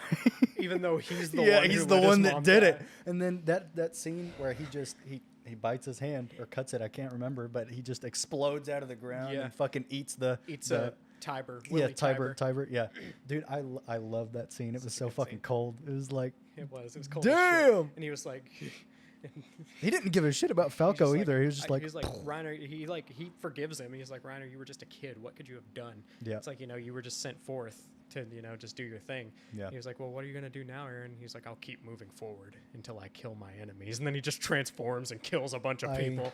I love that scene so much. So good. Also, I want to talk about all of these episodes are like 30 minutes long, right? 20, 25 minutes long. Oh yeah. Yeah. Roughly. And the last season and the final episode, I think it's an hour long, right? Hour and a half. The final 2 episodes are like 1 an hour hour specials. Hour specials. That was needed. Yeah. Thank fuck they did that. If they were just 30-minute episodes, it wouldn't have hit. If they kept doing it like that, they could have had a season 5. But yeah, they could have. I'm Well, so glad that they kept it tight, though. Like, quality over quantity. See, they I could did- have just made it it, did into get kinda- 4. They could have made it into 4 separate episodes, but they didn't, and I love that they didn't do that. Me too. And I hate that, Adam, you were about to talk about the length. They separated it into 3 different parts. 4, really. 4. Because they separated the last 2 episodes. It did get kind of old seeing like Attack on Titan, the final season, Attack on Titan, the final season for part real 2, this time, yeah. Attack on Titan, the final season, the finale. Attack Dude, on Titan, the final season, the finale, part 2. The first part of season 4 came out like in 2018, 2017, something like that. Yeah. And then the second part came out like 2 years after that. It Yeah. was like a long time. And then the last couple episodes came out like probably less than a year ago. Yeah, they came out last November. Yeah. The last episode came out last November. And I mean, with a tight episode count like that, that's like a 94, 98 episodes over 4 seasons. It was nice, man. Yeah. Like I'm glad they ended it where they did. I like the ending. What did I you guys did think too. about the ending? A lot of people thought, I get it, a lot of people really didn't care for the ending, but I thought it was perfect. It Me was too. what I predicted. When people asked me what I thought the ending was going to be, I said, I don't think Aaron is going to survive. Yeah. I think the ending will be bittersweet. Some things Yeah. will be good, some things will be, not happy, but, you can't just have a happy ending with a story like this. It's a story about tragedy and hopelessness. You have to have It's a dark story, dude. the happiest ending you could hope for with a story like that is something bittersweet. Yep. Yeah. See, I liked the ending a lot. Parts of it, like the very, very ending, There are some nitpicks See- I had. Are you talking about whenever you see the tree what's again his and name? everything No. repeats? Or seeing Mikasa and the fact that she actually did end up with what's his John? name? Jean, Jean. which people are still saying it which- wasn't him. No, see, Fucking ridiculous. Aaron told her to get rid of the scarf. She did not do that. She did not respect his final wish and just get rid of the fucking scarf. And I wish she would have done that. She died wearing the scarf, and I feel like that did not end it Yeah, she the was way that it buried in should the have. scarf. But the fact that at the very, very, very end of it, it like resets and you see everything this little happens boy again. Yeah. and a Dude. kid. And I I feel get like the another message. show is coming because of that. It's possible. I feel like it's the beginning of a Listen, new show. The original writer of the Attack on Titan manga has stated that he has something in the works. He hasn't said Exactly. anything else. He I said he's feel working like on it's something leading else into now. Though. something else, and that's the only reason But why he would have added that at the very I end. wanna talk about that last I scene though love with the that boy end. and his dog because if Uh-huh. you remember in the previous episode, it might have been the exact same episode. Whenever they're having that final battle on Eren, on the Yeah. his founding Titan, and you see all of these past inheritors, past and future inheritors. They're are they made out of what the fuck are they made out They're of? like- they're white. they're- all of them are white. They're made like out of a bone, the maybe? bone Bone, that yeah. he yeah. is You made out of. if you look, you can see a dog Titan and the boy Titan. They're there. Like that's insane how things come full circle. I was Yeah. gonna say, it does send a message of like the cycle of war. You'll fight and then there's peace and then It just war is happens inevitable. again. Yeah. Like it's always inevitable. People are gonna fight, Endless and it's an cycle. endless cycle that humans are in. And Like you said though, it's I a thought that was bitter a cool it's a message. bittersweet It is. thing. Like yeah, you've went through this whole journey and people have peace now, but it's not just gonna gonna last forever. yeah. But Because yeah. they basically it shows the progression of society and then a future war with like tanks and anti-air and then nukes, and they basically wipe themselves out with these nukes, and then it shows like a kind of like a post-apocalyptic style world where there's like crumbled skyscrapers covered in plants, Yeah. and then there's this boy and his dog. And the founder Amir got her Titan power because she was running away from some people who were trying to kill her, and she found this giant tree that had a hole like a cave underneath it, and she fell into it, and there was some water at the bottom, and there was some being creature Is it that kind blue of thing. It was kind of like this thing, weird the worm centipede thing. It kind of thing? looked like Yeah. Yeah. a lot of people just call it the worm. Gotcha. It just kind of like latched onto her spine, and that's where she got the power. And at the end, in that scene with the boy and the dog we're talking about, after the show's over and the credits have rolled and you see society has progressed and then killed itself and post-apocalyptic, they're just kind of wandering, and then they stumble across a giant tree yeah. with a hole The underneath tree it. that Aaron was buried at.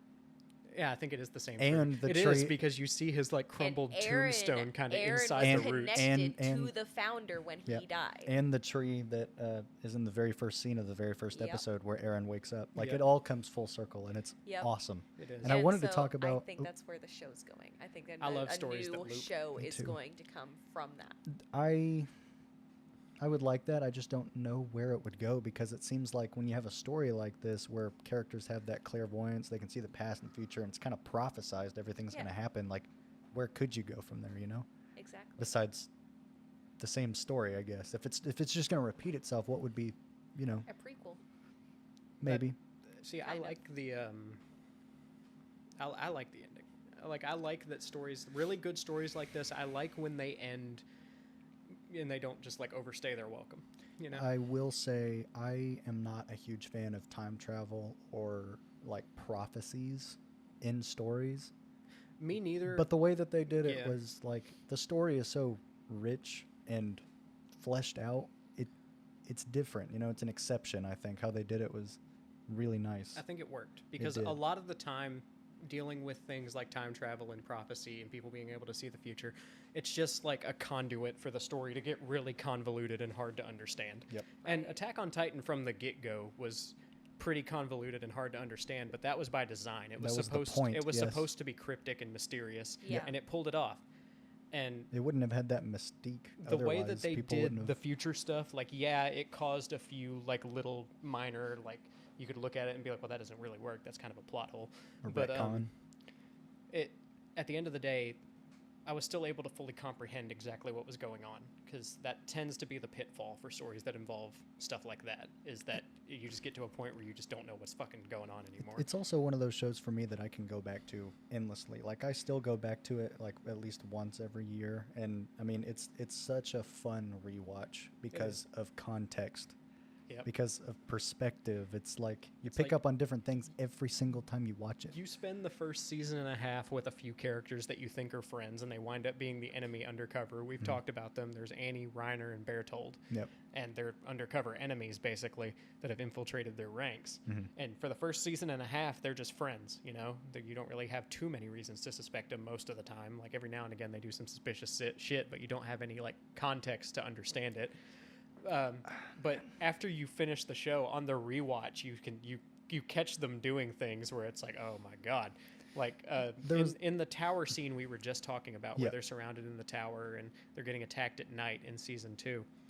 There's a point where the Titans basically take down the tower, or the Jaw Titan. Amir transforms and starts pulling bricks out to throw them at the Titans that are attacking them, and the tower starts to collapse, and you can see Bertold. He's about to bite his Because hand how to the turn Titans into transform is they have to like damage themselves Self-infliction, with a yeah. knife in the hand or a bite to Yeah, the hand usually, one like a hard bite that draws blood. Yeah. And you see Bertold kind of like rearing up to bite his about to, hand yeah. because they're falling from a tower, Mhm. and but they get saved in time where he doesn't. But you don't notice that on the first watch. Yeah, I was gonna say in the first season there is there's 2 scenes back to back where all the main characters are in their bunks, I guess, talking, and you see the camera zoom over to Reiner because he's overhearing a conversation that Aaron's having. But just prior to this scene, we see the Armored Titan. It's like back to back. Yeah. Like this is the Armored Titan right here. You can see. It's like the whole time, a lot of the like plot twists and stuff were right in front of you, and you just don't notice them. I will say it's like a very small nitpick, but for some Titans, if you were kind of catching that people can turn into Titans, you could see like the hair was a giveaway. Yeah, like you could. If you tell- connected the dots, you could tell like the Armored Titan looks kind of like Reiner. Yeah, like For their hair Bertold, is I couldn't exactly have. the same. Bertold, it's like you'd have to be really good at recognizing Like maybe the facial nose, structure. maybe the nose. Yeah, you'd have to be damn good at He recognizing did somebody's have facial some of structure. His facial structure, because and- the colossal Yeah. titans at the very end, during the rumbling, Mhm. they all look the same. But once Armin had There the were minor colossal differences. titans, Yeah, there's some, not a whole lot. Usually Eh. facial expressions. But I get what you're saying though. I but, do get where yeah. you're coming from though. Like they do look different. Armin's colossal titan looked different from theirs. Oh yeah, And Armin's had like, it was weird. I felt like he had way longer arms. He had the Chad He chin. had the Chad chin, and I feel like Yeah. he had like his He did. arms looked way longer. He did. He was kind of more lean Yeah, too. Bertold was more had stocky. he had like a thick lower half too. Yeah, It's weird. Armin was like tall and Some skinny. people Yeah. think that his colossal titan had longer arms because he held things together. Because he straight Aw. jorked It it. came from who Straight he was as a person. No, that's a great. That is Yeah, a good. that's the way that some takeaway, people yeah. thought that his was. I do like the theory that he just had long arms because he beat his shit crazy style. But Straight jorking it. yeah, What do you think he did with Annie all the time? dude, he was so beat as shit. Dude, I will and say nutted Annie- he's so nutted on that sarcophagus that she was in her little, like hardened stone. Like he so jorked it. Let me give you more crest. For sure. He basically put her in like a jar, like the My Little Pony doll, and just started Oh covering her. no. God. Annie too, with her Titan form. Like, sure, her hair was down, but like, who else could it have been? You know, I mean, like you. Right. Other than maybe Historia, but I Maybe. can't think of another character. No, as but- soon as I saw, I knew it was Annie. I But then you- remember but the the- first time. No, wait, yeah. I remember the first time I watched it.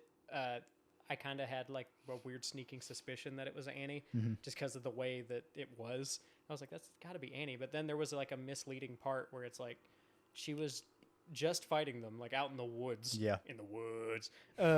Just out in the woods in the wilderness. And then like the next scene that she's in the interior. Like she's as far away from that point, like sleeping in her bed as you can be. Yeah. And it's like, yeah, I just thought she was the female Titan, but also she's in literally as far from there as you can be. But I wonder, like, why those decisions were made, because other Titans don't look like they're shifters. Like, Zeke doesn't look like the Beast Titan.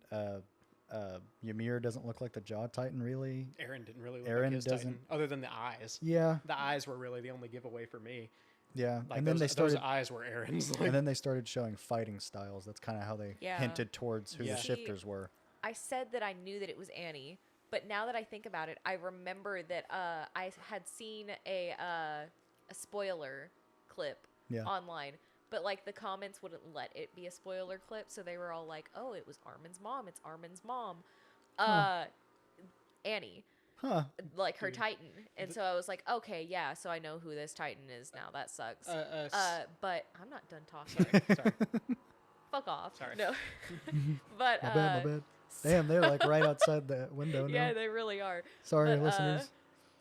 Yeah, so I thought it was Armin's mom, and I remember saying it to Adam. I was like, I already know who this Titan is. It's Armin's mom, and he was like, no, it's not. And I was like, oh. And so later on, after she started fighting, Yeah.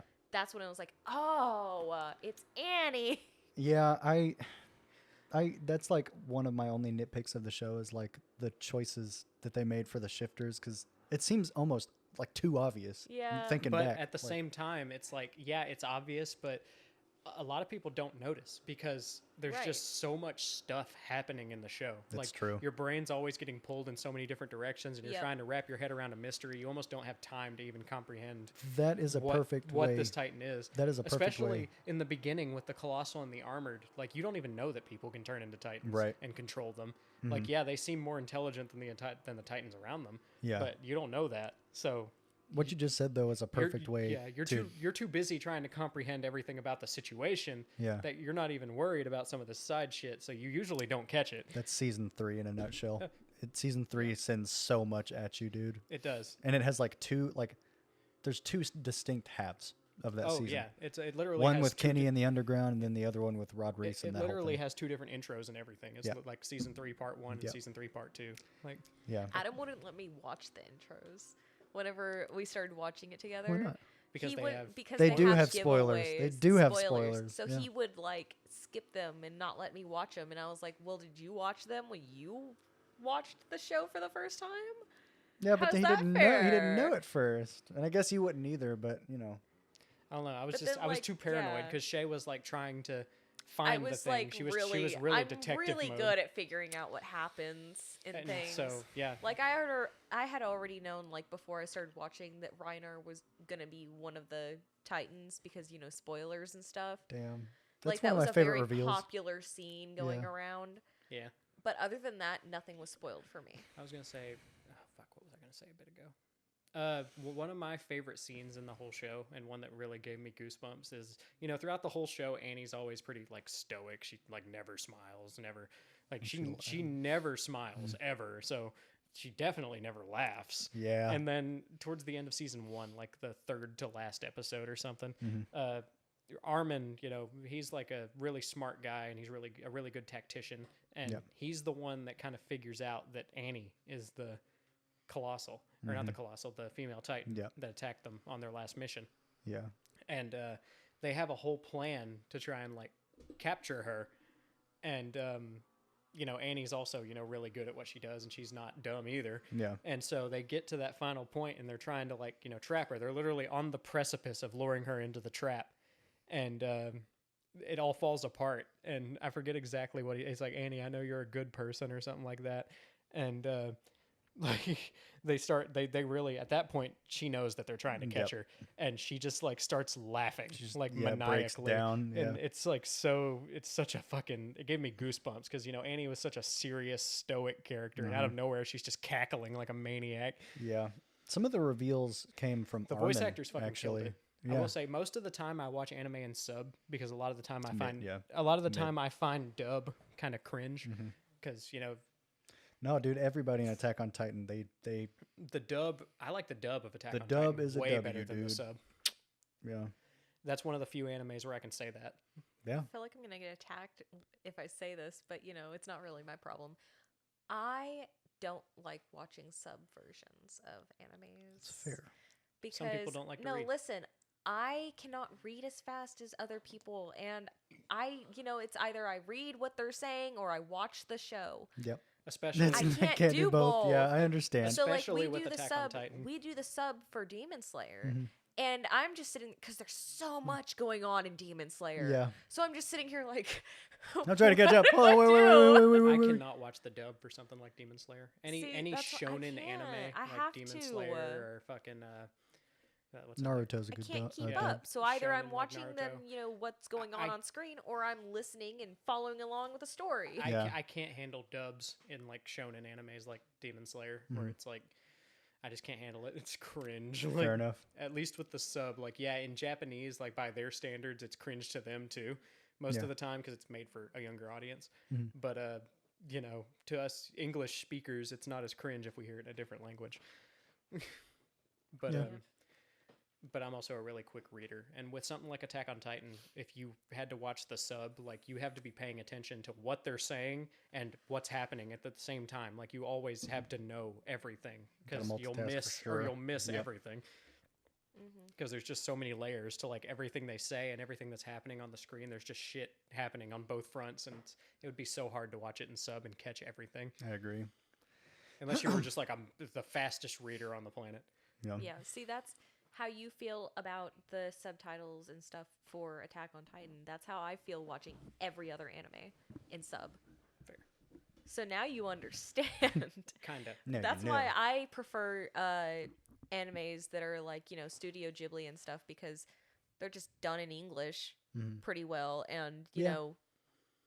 I enjoy those ones, like the fantasy type and everything. The Attack on Titan was the first anime that I watched that was like, more going towards like the war type stuff, or Gritty like realism. gritty realism. I will say Attack on Titan is one of the first pieces of media really that showed the brutality of a situation like that. Like Yeah. whenever Right. a lot of those And- scenes are pertinent to me and stay in my mind because they're some of the first to show that kind of violence. And at the end of the day, the show still pulled some punches. Yeah. Compared to the manga, the show still pulled some punches on some of the stuff it showed. Like there's some imagery in the manga that's just so much more Graphic, gruesome yeah. and graphic. Like we were talking about with the kid getting stepped on. Uh-huh. They did okay with the kid actually getting stepped on, but the other kid that got his head crushed by a piece of a building, the kid that was running with him. Oh yeah. In the show, you just kind of like see the rock on his head. It shows some blood, but it doesn't really show anything. In the manga, you just see his head laid open with his brains like everywhere, and one of his eyes on the ground and the other one like rolled up into his head. Like you see everything. But the show kind of, you saw that his head got crushed, but you didn't see like his brain matter. Like That's true. I don't See- think it ever got that bad in the show. Yeah, like it, no. yeah, the manga, Mangas are Isayama always- did not pull a punch. Like, Yeah, they're more detailed than the shows because you can't fit everything into the show. I feel like manga. I love It's all right. I'm losing it. I love good. reading me a good manga. Me too. feel like mangas have their place, and they have their place with the whole thing. They come before the show even is Yeah. made about them. But I feel like if you're going to read the manga, I feel like you should do it after you watch the show. Because first of all, I feel like with the show you get more, of like your senses filled with watching something instead of reading something. And you actually get to hear everything and all this other stuff at the same time. You get a bigger experience from it. You may get more detail from like manga and stuff, but the shows you get more, if you understand what I'm saying. In some cases, I would say, yeah. Yeah. I know. I still haven't read the manga like all the way through. Yeah. I've read a lot of it, especially since my buddy Andy got me the what's called the omnibus, which is like a big collection of a bunch of the chapters, and I have like from the beginning, like a 3-part one that Andy got me for one birthday, a 3-part one from the beginning all the way to like when they encounter the female Titan in paper. Oh yeah. But I've never read the whole manga. I have gone to the manga for like any time that I heard a scene was different in the anime, I went to read like the manga just to see the comparison. Yeah, like I said, it's more detailed in the manga, so that's Most of the another time. reason I feel like the shows they can't fit all the detail in, like I said. So if you watch the show first and then go and read the manga, and it has like all this new detail to it and stuff, it's kind of like you're re-finding stuff out. You're getting surprised again. Yeah. We're getting double teamed right now. The AC just kicked on and the people are outside. They're like right outside. I mean, but, yeah, I feel like you're re-watching it in a way, but That's true. like getting more detail. yeah. I will And I say feel like if you do the manga first, you're kind of ruining the show for yourself. that's the case with most anime, but Attack on Titan was actually like almost entirely accurate to the manga. Like Yeah. the show was almost completely dead on to what happened. But like with scenes like, you know, the kid getting stepped on and stuff, it has more detail to it Yeah, in true. the manga. So you're like getting re-horrified by this already horrifying scene. More trauma. So Yay! you Yay! reimagine it Again! in that more horrifying way after you read the manga, and you're like re-surprised You're by getting it. to see it in 4K. Exactly. Yeah. So it's different. So I feel like the show should come first, and then you read the manga, even though the manga comes first. Yeah, I guess with something as good as well adapted as Attack on Titan, that could be true. Yeah, they were like almost entirely faithful to the manga, like frame by frame. Yeah. Yeah, like it's almost fucking completely accurate to how good the manga was. And I feel how- like that's why they took their time and took as long as they did. Yeah. They didn't rush it like most shows would. I will say when they changed the animation style from season 3 to season 4, it was kind of jarring at first, but I got used to it. Yeah. I still liked I'm gonna it, be honest, I didn't notice. and it got better as it went on. Because like I in, didn't in the notice either. in the beginning, I noticed pretty heavy. Like they changed it. The Titans went from like hand drawn to CG. I did notice that. Did you I know thought that? CG was Yeah. just for certain scenes. For a lot of the big scenes, like you notice it whenever, like some of it's still hand drawn. Yeah. Like Yeah. When Eren bursts out of the building and eats Willy Tiber, like that's hand drawn for the most part. But for like the fight with the Warhammer, like CG. that's all It CG. just looks. There's On the also a Titans. couple Weird. of battles with the Beast Titan where he's CG too. Yeah, and, and- that whole fight on the last episode when they're fighting on Eren, Yeah. CG. Yeah. Like, And Yeah. see, that's the thing was at first it was kind of weird and it was kind of janky at first because they were Yeah. still trying to Yeah, figure it some out. of their limbs but- would be like different proportions and whenever they get like thrown and stuff, and it looked weird. And yeah. But as it went on, towards the end, it just looked better and better because they kind Yeah. of figured out what worked. So, which like at first it was a bit jarring because they had 3 seasons the way they did it, and then they just decided to With the change it last up for the season, last yeah. one. But at the end of the day, it worked just fine. I think the animation across the board is like really Oh yeah, it was beautiful. great. the art style and everything. Especially the yeah. eyes of the characters, so fucking detailed. Yep. I'm excited to see what Mappa works on next now Yeah. that they're done with Attack on Titan. Crazy. I can't believe 4 seasons took 13 years. That's still crazy to me. Yeah. I still feel like I'm as someone who watched it, Yeah. around the tail end of it. Not 13 years. I feel Not like 13? I'd say more like it was worth it. 11. no, It was worth it. It was definitely Yeah. worth like the 9 wait, to I will 10 say. years, like a decade. Yeah. Still Because a like I long said, time. they didn't like rush it like a whole bunch of shows would because their So audience is like, glad they oh, didn't. hurry up with it. They took their time. I'm so glad and they I'm did not so rush it. thankful for that. Yeah. I was afraid because in the second part of the 4th season, everybody thought the last episode in the second part was going to be the final episode, but then they were like, "But Right. wait, there's more!" And they hit us with a 3 and 4 part. So, Yeah.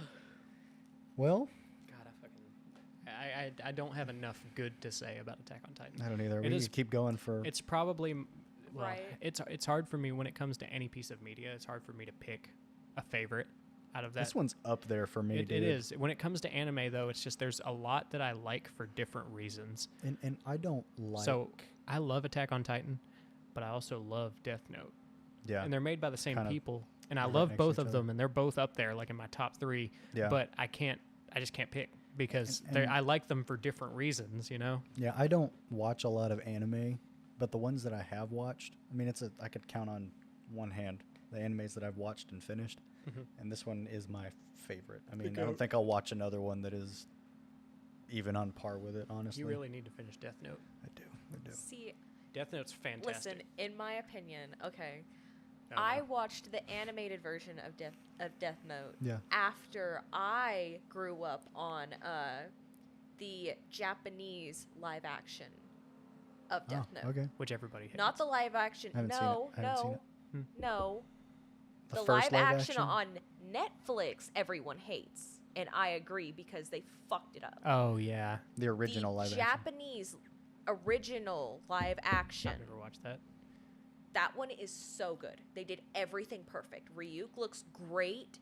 Is- Everything. The is- animation is just perfect. Is he voiced by Willem Dafoe in that one, or is it the new? It's is the it new movie, one? the shitty Netflix Ah, Yeah. damn it! But if you're movie. Which gonna Willem Dafoe, watch Ryuk was live the best part of action- that movie. Yeah. That shitty Netflix movie, Ryuk was the best part for But me. they ruined the way He looked kind of weird, but I still liked the way he looked. Fair No. enough. But Willem Dafoe's You will voice. understand- Listen, you have You to. will understand that they ruined Ryuk in that live action once you see him in the Japanese Listen, live action. Willem Dafoe as Ryuk, though, he killed it. You got to admit, like he was the best Willem part Dafoe's of a that movie. goat, man. Willem Dafoe. I'm looking at Like, I'm looking him Do, up. do you to get show do, you. Good. do you get what we're saying though? Like you know Yes. Willem Dafoe. Yeah. He fucking killed Ryuk in that movie. Eh. He did. Willem Dafoe. That was like I couldn't think of a better voice actor for a live action Ryuk Yeah. other than Willem Dafoe. Did he use his Green Goblin voice or what? Like, It was kind of in between because Yeah. Green Goblin was like he had that kind of like crazy rumbly raspy voice. Yeah. But it was also like, you know, he was insane. Yeah. Ryuk isn't insane, so it's Mhm. kind of like that same like timbre yeah. of voice, but more cold and calculated. Gotcha. You know, This was him in the Japanese live action, I like that. and he blends in better. They made him look cartoony in the Netflix in the other one, adaptation. I did notice that his face was a lot fatter. He had like a Yeah. box Yeah. for a head. Yeah. So like they ruined him because, you know, Look how you they can massacred see the my boy. difference. You can see the difference, and he just looks so much better in the Japanese version. Pull up a picture of the Ryuk from the other one. You know, they ruined a lot of things about in the Netflix movie. They just Guys, we This is are the Netflix version of the first live one's action. first one's a lot better. Exactly. we he blended are- more. He looked real. I love the first one that you showed us from the original. We're Mhm. 2 hours and 30 minutes in this I thing. told y'all from the beginning that once we get started on this, the way that we all are, we don't Yeah. have anyone to balance us out and be like, but let's well, stop. I could keep going. Yeah, I feel. I could keep going for hours. I feel like we've balanced each other out pretty nicely, though. Yeah. To be Yeah. honest, and we could keep going. we could keep going for so long. We could make so many episodes out of this. I feel like we've expressed our love enough. I feel like think we've so. all figured out I do new wanna say things one- about the show. I I do want to agree. say from one each other. thing about the Netflix live action Death Note. Yeah. So the character's name is Light Yagami.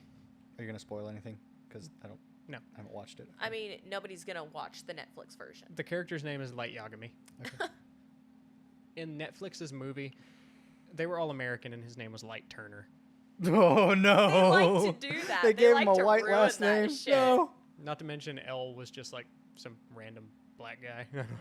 Just, I don't know, trying to tick the racial boxes on that one. Ooh, but- I should show you L in the Japanese live action version. Is L the See, antagonist?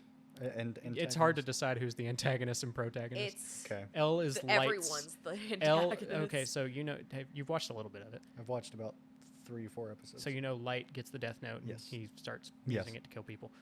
L is his adversary, his rival. his rival, Yeah. the detective who's trying to catch him, Okay. who's like super intelligent, just as smart as Light, if not smarter. Mhm. And the whole show is like a Back and chess forth. a chess game between them trying to catch Yeah. each other. Like Light trying to figure him out so that he can kill him without anybody noticing, and L trying to capture him. Like, you know, Yeah. it's great. Like the mental just the chess that happens between them and like just intelligence. Hell is yeah. so fun to watch. Like you need to watch it. Nice. I feel like you'd love it. It's also really dark. So This is the actor in the Japanese version. Okay. And he matches it so well. Yeah, he does. The way that Like, he I immediately sits, thought about the sh- character, way like, that I he can- eats the stuff. Yeah. It just fits him perfectly. Every character, every way that he like portrayed the character. He was the character. Is that a show or a movie? It's it's in movies actually. Movies or movie? Death Note. It's split into like 3 separate live action movies, I think. Cool. And then he has a spin-off where it's just L and he's trying to save the world in a different way, and it's after, the whole plot of the first plot of the thing. Okay. But yeah, it's so good. Death Note is another anime, just like Attack on Titan, where I actually prefer the dub Yeah. because the voice actors just kill it, and it's not cringe for me. I believe I was watching it in dub. Yeah. I think they used the same ones in the live action Japanese version. Good. Because the voices just matched the characters so good. Whoever the director is who did Attack on Titan and Death Note, he knows how to pick VAs. Like, he knows how to pick voice actors that fit characters and can fucking kill it. Casts well. He does. Mm-hmm. Like, But, yeah, yeah. that motherfucker, let him cook. Like, let him direct more animes, please. And cook Yep. he did. I'm looking 2 forward fucking to the next thing masterpieces? that he does. Come on. Yeah. 2 5 courses? Come on. Looking forward to it. Me too. Because we know that he's going to release something else. Yeah, now that Attack on Titan's over, he needs to... I'm just They need to get him on another project. So curious about what the next Attack on Titan You never know. project could be. I forget. I If think I've he asked you even this. Have you continues seen it. the OVAs? No. Like the couple of little side episodes? No. We might need to watch those real quick. We might. At least one of them. Just watch them in Kagan's apartment Yeah. while he's... Yeah. We're still recording he- in Kagan's apartment. Yeah. Kagan and Kayla, like we said at the beginning They're of the not episode, they're not here. So it's just me, Shay, and Adam. But all of our stuff is at their apartment. Yeah. And this is where we usually record. And they gave to- us a key to yeah, watch their animals. to and they were preface, like, yeah. it's fine. Adam and Shay are also Yeah, animal so watching. we're just in their home while they're not here. Yeah. We're just going to sit here Hey, and watch those episodes. Hey. They're using our Hulu. We can watch it. Right. Fair. So before we wrap up this episode, just a couple of boxes to check. Our next episode, I think it's going to be episode 14. We will be in a new recording location and Ethan's new apartment. Hooray! Hooray! So, So it might sound better, too. it might sound better. Maybe. Donate to Ethan's OnlyFans and he'll show you his penis. It's pretty nice. And maybe his feet too if you're lucky. Oh, well, it's not worth You it. might He's be. not going to show his asshole. He might. He'll do a full goatee. He'll lay down on his back and show his full butt, balls, and asshole. Just have someone downward angle down there. Just Yeah, a goatee. Call him tugboat. swear. The fact that you know what that's called, like the actual term for it. Oh, Yeah, Adam? I'm just worried. Just a for nice my close-up future. image of like your balls, taint, and butthole, like with your cheeks spread. Like just a nice close-up of that area. Kagan will record it. I just He'll want be to the cameraman. mention that if you guys think that these are just characters that these people put on during their podcast, you're very wrong. They act like this all the time. Oh. They just decided that they could possibly get somewhere on YouTube with it. Let me Maybe. show you the throat of the world. Glock, glock. Good luck, good luck. This is constant. This is a constant. I can't wait to goon here in a little while. In the solemn words of Rosa Parks, I believe we were put on this earth to live, to goon. I feel like we've Jake? wrapped up and we're Huh? just... What the sigma? Okay, this needs to end. What the Adam, sigma? you want to get us out of here? What the sigma? That's a yes. Bye. No! That's great. This might be the I had- longest episode we've ever done. It is. It I will had be. a whole bunch of fun doing this. I'm glad you were able to. Let them know if y'all want me on here again. Mm-hmm. And we were going to have another guest who would have been more funny, but he couldn't make it. More Oh, I'm thanks. just kidding. No, he would have had a lot more of a He would have had a lot more insight. yeah. There's always room for a part 2. Yeah. I mean, I have a good buddy who's expressed interest in coming on to talk about things, and he's also a big fan of Attack on Titan. Mhm. And unfortunately, he couldn't make it today because he had other things going on. Yep. But we might have him as a guest in the future, so hopefully feel you like guys this- will get to meet him at some I point. feel like this was a good one though. It was a good It chat. was. It was This a was good really good fun. chat. I think this is our longest one to date. It will be. It'll be 2 hours and 30 minutes It or a would little have over been longer. with probably little to no editing. So, Yeah. you know. Should I throw something in here at the end that you'll Yeah, have to don't edit slur. No. Just get us out of here. out? Yikes. Careful, Icarus. Well, like I said, this is probably our longest episode. To anybody who stuck around to hear the outro, more power to you. Thank you for listening. You can find our this episode uploaded on Spotify, Apple Podcasts, or YouTube. And we also have social media. We have an Instagram account, we have an X account, and a TikTok account, assuming that TikTok's not gone. And I guess that's about it. So I guess we'll see you in the next episode. Bye. Bye.